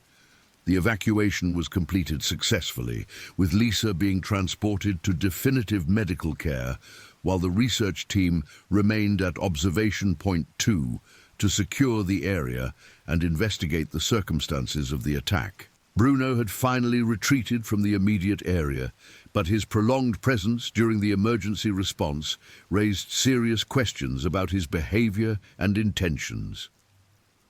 This represents a fundamental change in the risk assessment for this expedition, Helen announced via satellite communication.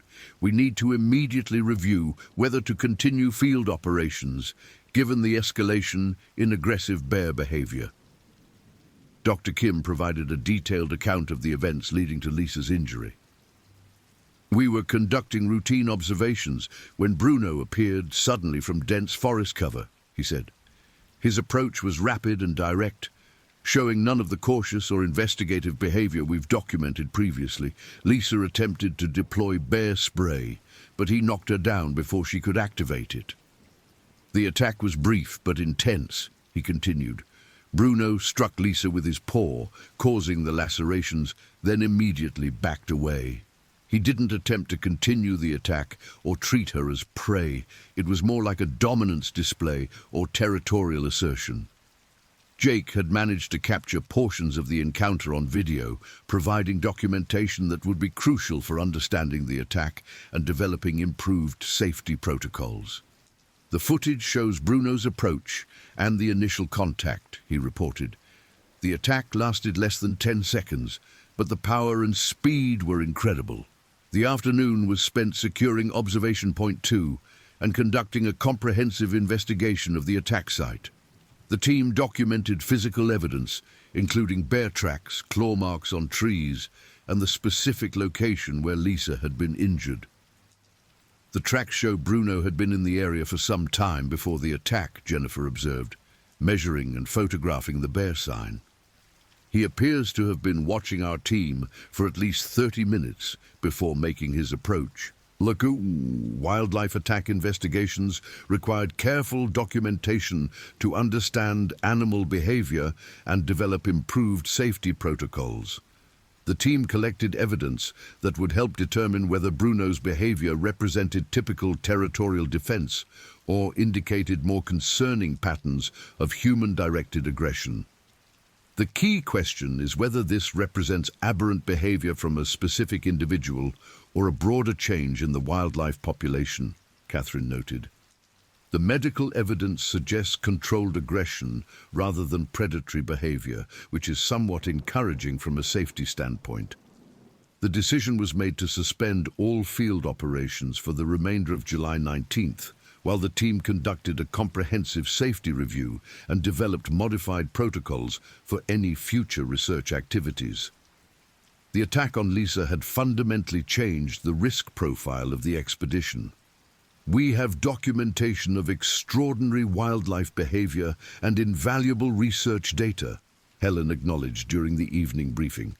But we also have clear evidence that the local wildlife population has become unpredictably aggressive toward human presence.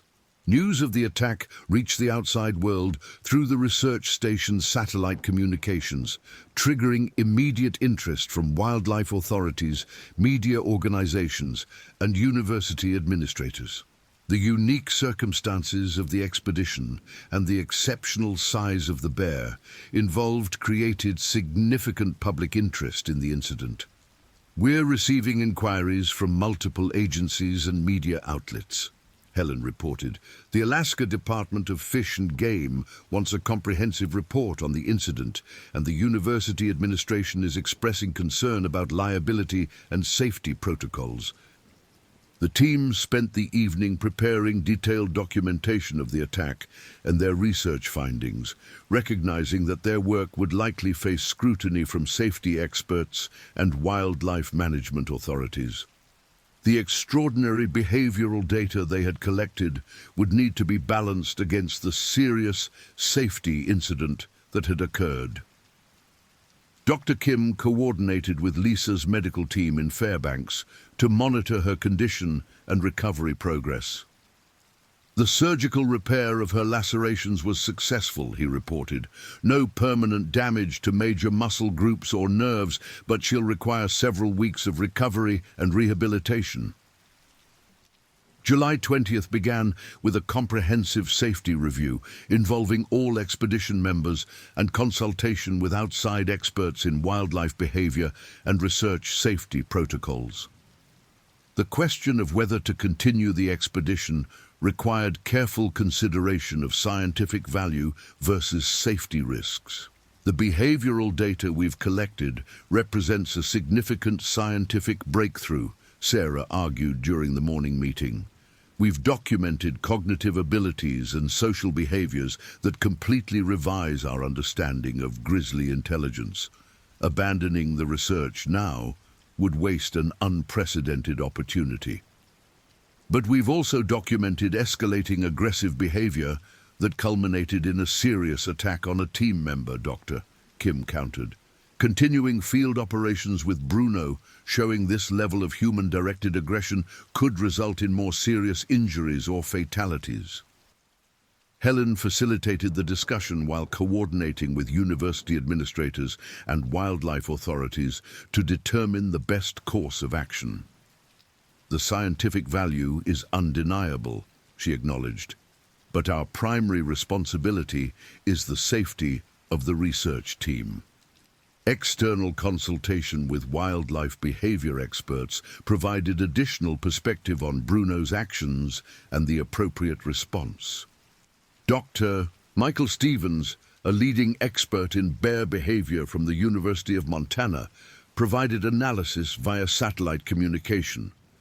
The behavior patterns you've described are highly unusual, Dr. Stevens reported. The sustained interest in human presence, the investigative approaches, and finally, the controlled aggression suggest this individual has developed atypical behaviors that could pose ongoing risks.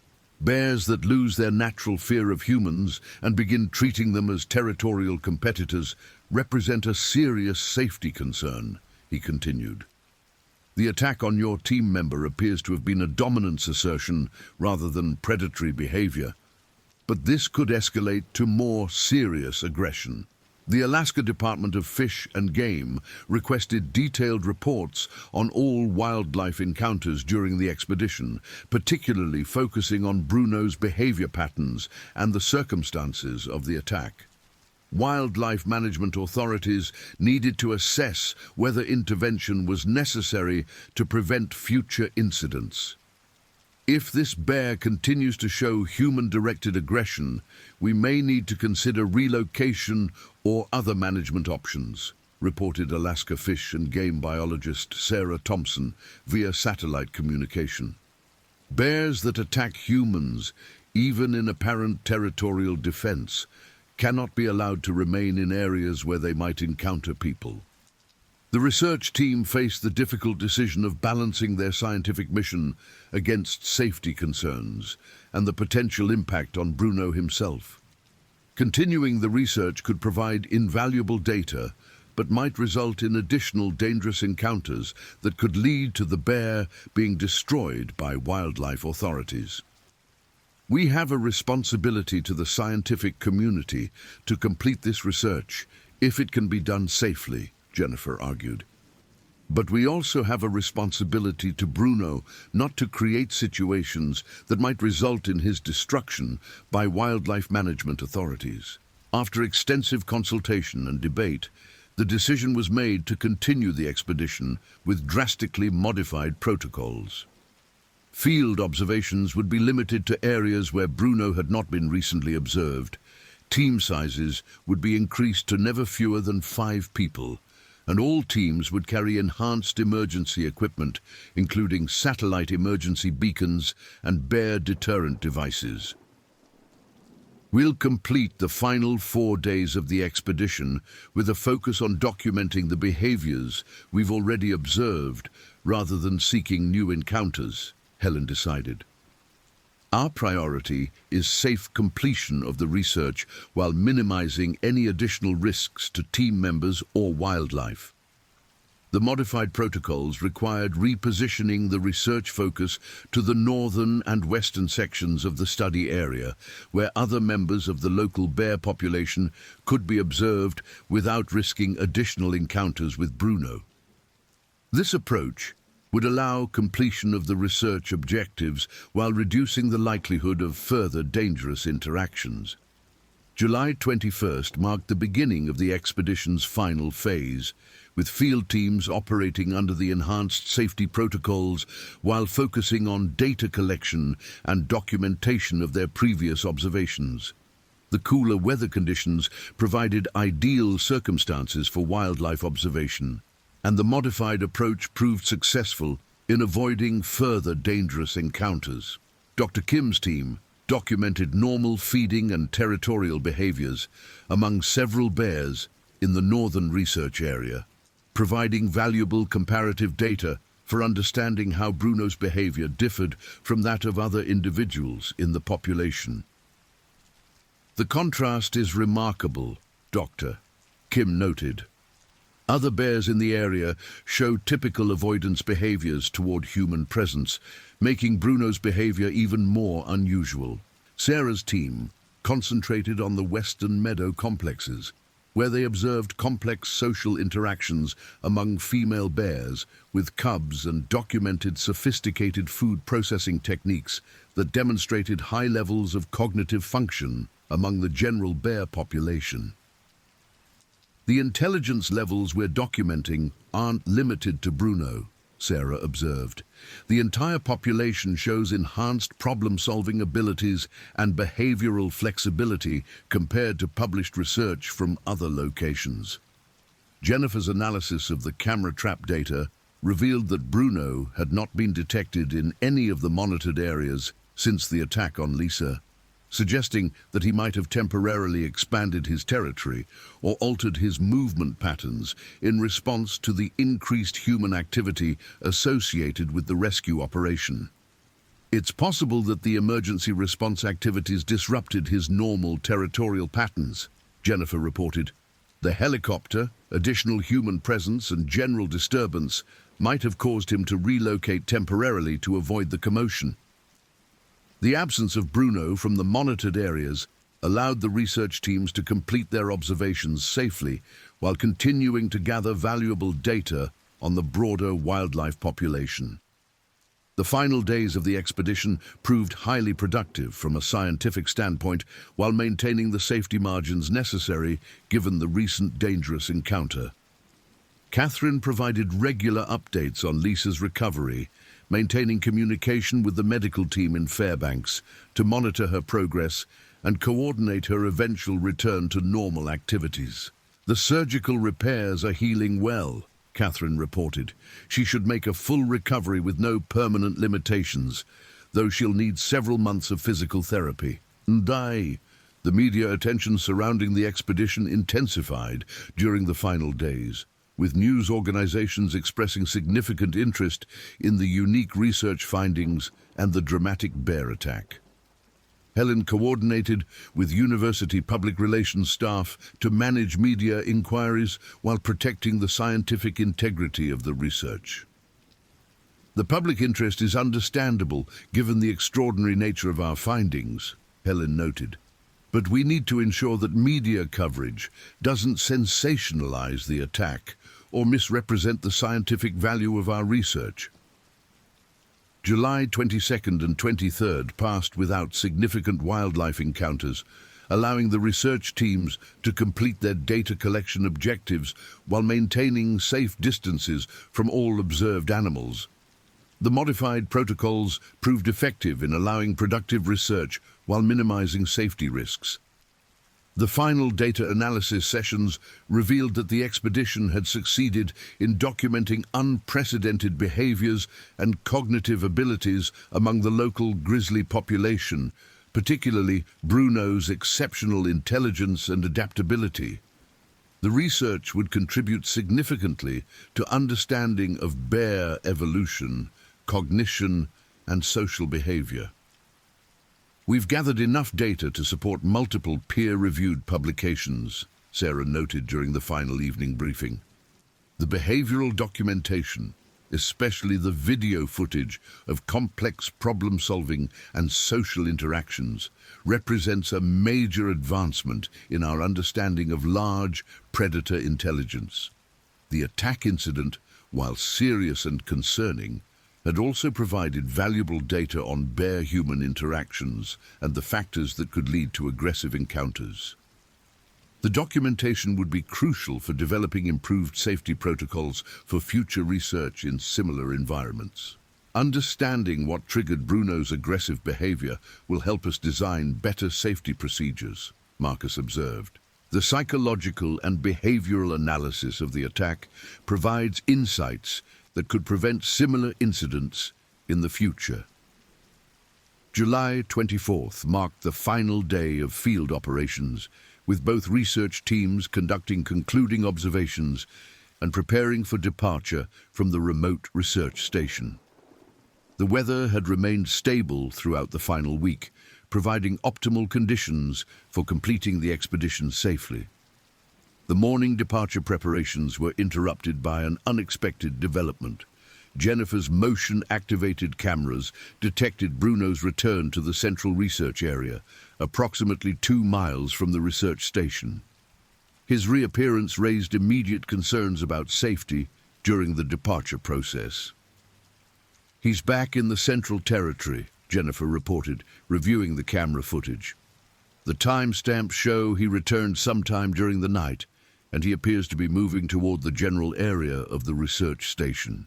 Helen immediately implemented departure security protocols, coordinating with Tom Clearwater to ensure the expedition's transportation could be completed safely despite Bruno's proximity to the facility. "We'll accelerate the departure schedule and maintain enhanced security until all personnel are safely away from the area." The research team completed their packing and equipment securing quickly while maintaining constant vigilance for signs of Bruno's approach to the station. The modified departure procedures included enhanced communication with the transportation vehicle and coordination with outside authorities to ensure safe evacuation of all personnel. "All essential research data and equipment is secured," Sarah reported. "We are ready for immediate departure if Bruno approaches the station area." The departure from the Denali Research Station was completed successfully without further wildlife encounters, though the team remained aware that Bruno was in the general area throughout the evacuation process. Tom Clearwater's experience and expertise proved invaluable in safely navigating the departure under the potentially dangerous circumstances. "That bear has changed the entire dynamic of this wilderness area," Tom observed as the expedition departed. "I've been driving these roads for decades, and I've never seen anything like the behavior you folks have documented." The return journey to civilization provided an opportunity for the research team to reflect on the extraordinary experiences of the past 3 weeks and begin planning the extensive data analysis and publication process that would follow. The expedition had succeeded beyond their wildest expectations in documenting bear behavior and intelligence, while also highlighting the ongoing challenges of conducting research with increasingly unpredictable wildlife populations. "This has been the most significant wildlife research expedition of my career, Doctor," Kim reflected during the journey. "The data we've collected will change how we understand large predator cognition and behavior for decades to come." The immediate aftermath of the expedition involved extensive debriefing with university administrators, wildlife authorities, and safety experts to ensure that the lessons learned would contribute to improved protocols for future research. The attack on Lisa required comprehensive investigation to understand how similar incidents could be prevented. The safety review will be extensive, Helen noted, but the scientific value of our findings justifies the risks we accepted, and the protocols we developed during the expedition will make future research safer and more effective. Upon returning to the university, the research team began the complex process of data analysis and publication preparation that would occupy them for months to come. The behavioral footage, audio recordings, and observational data represented a treasure trove of information that would require extensive analysis to fully understand. "We have over 400 hours of high-resolution video footage," Jake reported during the initial data review session. "The behavioral sequences we captured, especially the problem-solving and social interaction footage, are going to revolutionize our understanding of bear intelligence." The University Medical Center provided follow-up care for Lisa's injuries, confirming that her recovery was progressing well and that she would make a full recovery from the bear attack. Her experience, while traumatic, provided valuable insights into bear attack dynamics and human survival factors. The attack lasted less than 10 seconds, but the psychological impact has been significant, Lisa reported during her recovery interviews.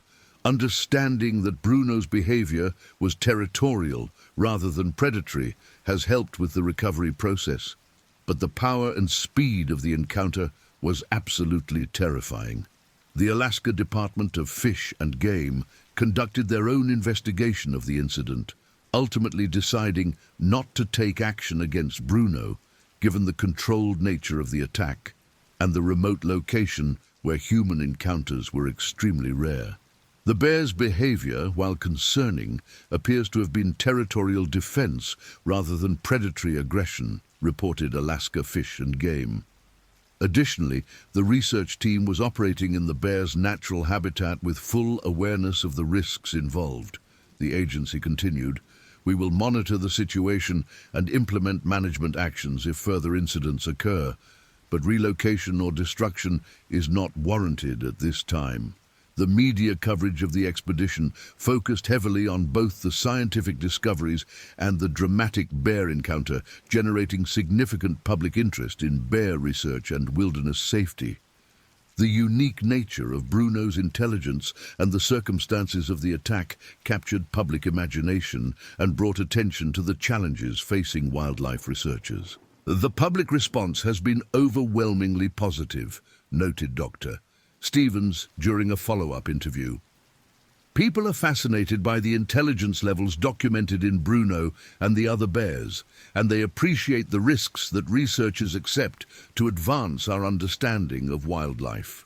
The scientific publications resulting from the expedition would ultimately include detailed analysis of bear cognitive abilities, social behaviors, and human-wildlife interaction dynamics.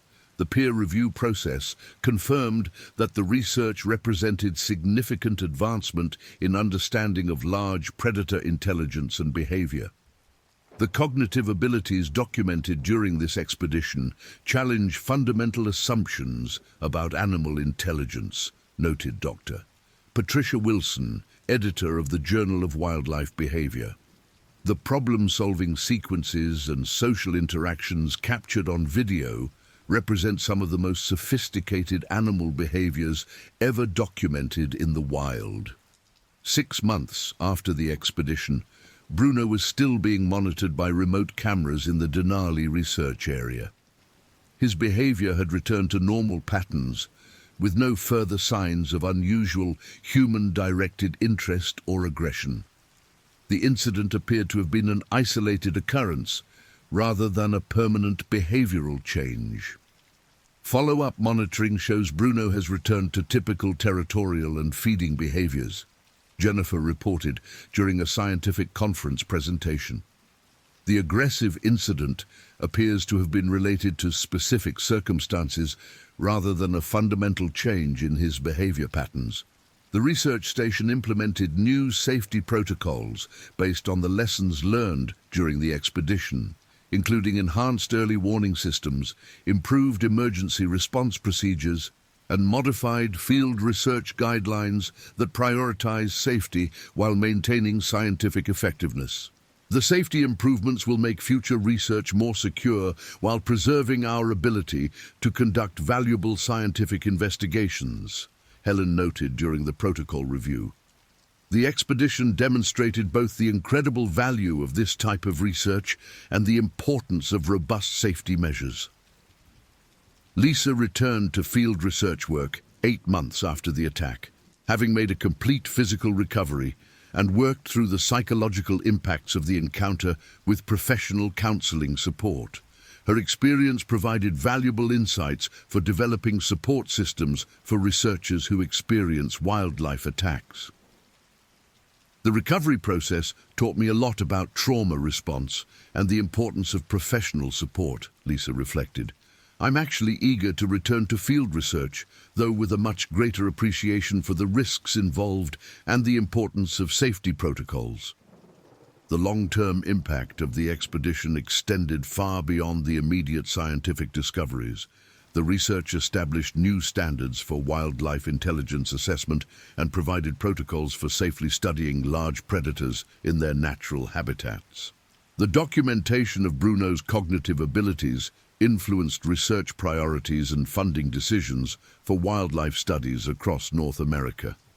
This expedition represents a watershed moment in our understanding of large predator intelligence, noted Dr.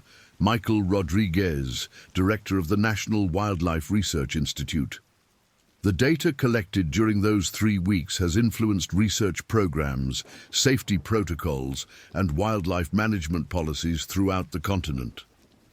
The psychological impact on the research team was significant, but ultimately positive, with all members reporting that the experience had enhanced their understanding of wildlife behavior and their appreciation for the complexity of natural ecosystems. The dangerous encounter, while traumatic, had provided insights that made them more effective and safer researchers.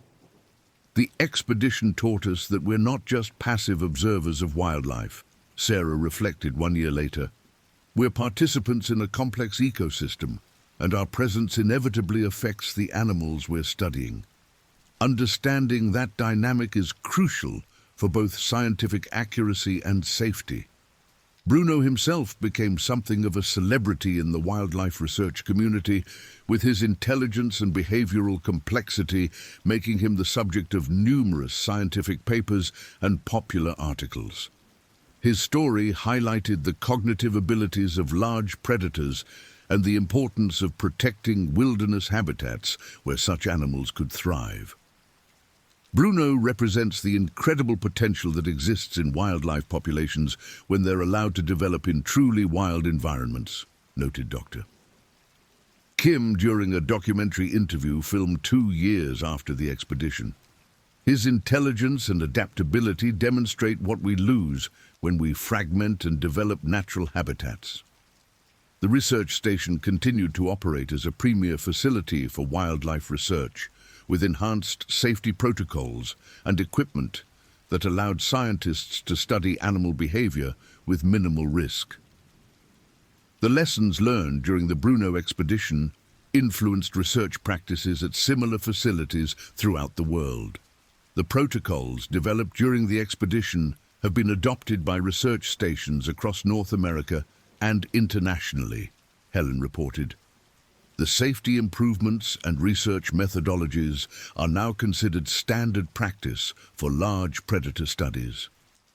The university established a scholarship fund in Lisa's name to support students pursuing wildlife research careers, recognizing both her courage during the expedition and her contributions to improving safety practices for field researchers. The scholarship emphasized the importance of balancing scientific discovery with responsible risk management.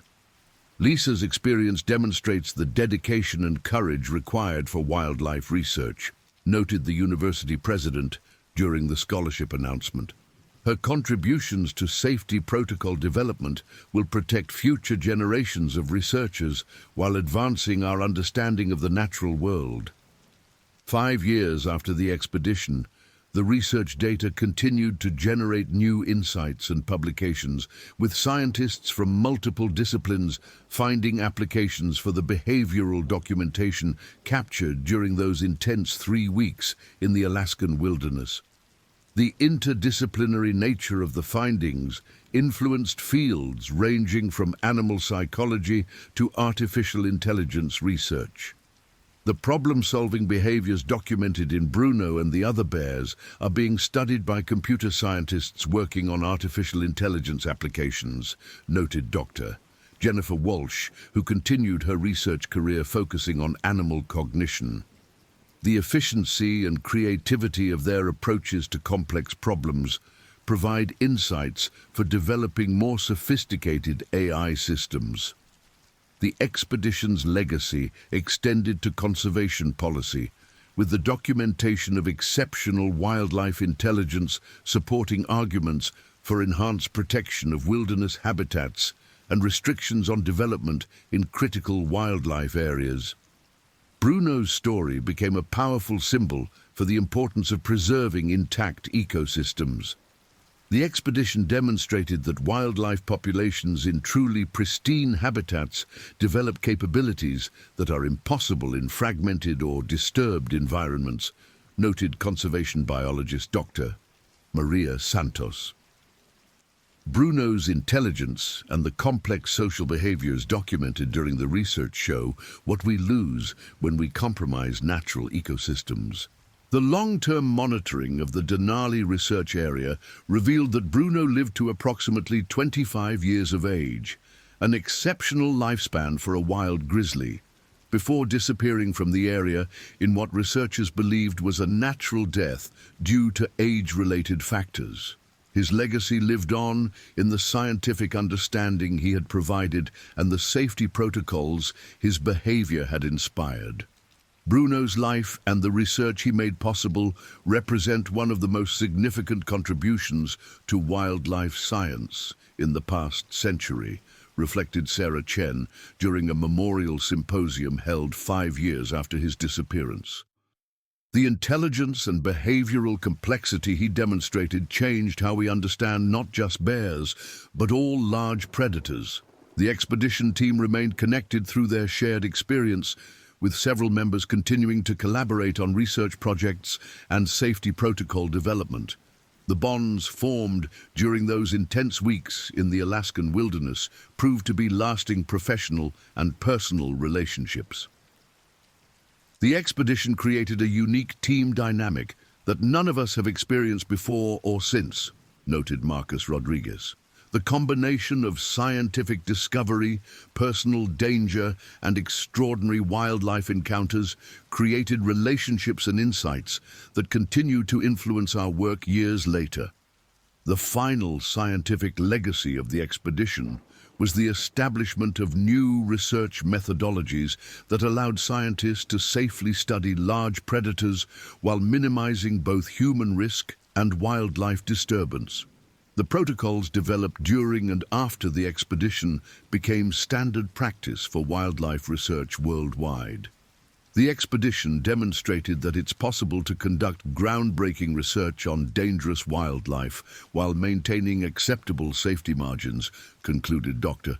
Robert Kim in his final paper on the expedition's methodology. The key is accepting that humans are participants in the ecosystem rather than external observers, and designing research protocols that account for that reality. The story of Bruno and the Denali expedition became a classic case study in wildlife research, taught in universities worldwide as an example of both the incredible scientific value that can result from dedicated fieldwork and the importance of comprehensive safety planning and protocol development. The expedition's documentation remained the gold standard for wildlife intelligence research for decades to come. Every wildlife researcher should study the Denali expedition, noted Dr. Catherine Morrison, who went on to become a leading expert in wilderness medicine and research safety. It demonstrates both the incredible discoveries that are possible when we push the boundaries of our knowledge and the absolute necessity of being prepared for the unexpected when working with wildlife. The 3 weeks in the Alaskan wilderness had provided not just scientific data, but a profound understanding of the intelligence and complexity of the natural world. Bruno's legacy lived on in the enhanced safety protocols, the scientific insights, and the deep respect for wildlife that the expedition had instilled in everyone involved. Bruno taught us that the line between human and animal intelligence is much less clear than we once believed, reflected Sarah Chen in her final interview about the expedition, conducted 10 years after their return from Alaska. He challenged our assumptions about animal cognition and forced us to develop a more sophisticated understanding of intelligence itself. The last mile of their journey into the Alaskan wilderness had become the first mile of a new understanding of wildlife intelligence and human-animal relationships. The expedition's impact would continue to influence wildlife research, conservation policy, and our fundamental understanding of the natural world for generations to come. In the remote valleys of Denali, where Bruno had demonstrated his extraordinary intelligence and complex behaviors, new generations of bears continued to develop and learn, their cognitive abilities perhaps enhanced by the pristine environment that the research had helped to protect. The wilderness remained wild, dangerous, and full of mysteries, yet to be discovered by future researchers brave enough to venture into the last wild places of North America. The story of Bruno and the research team that encountered him became legend in the wildlife research community, a reminder that the natural world still held wonders beyond human imagination, and that the pursuit of scientific knowledge required not just intelligence and dedication, but courage, humility, and respect for the magnificent and dangerous creatures that share our planet. In the end, the expedition succeeded beyond anyone's wildest expectations, providing scientific insights that would influence research for decades, while also serving as a powerful reminder of the intelligence, complexity, and inherent dignity of the wildlife that humans are privileged to study and protect. Bruno's legacy lived on, not just in the scientific papers and safety protocols, but in the enhanced understanding and respect for the natural world that his extraordinary intelligence had inspired in everyone who was fortunate enough to witness it.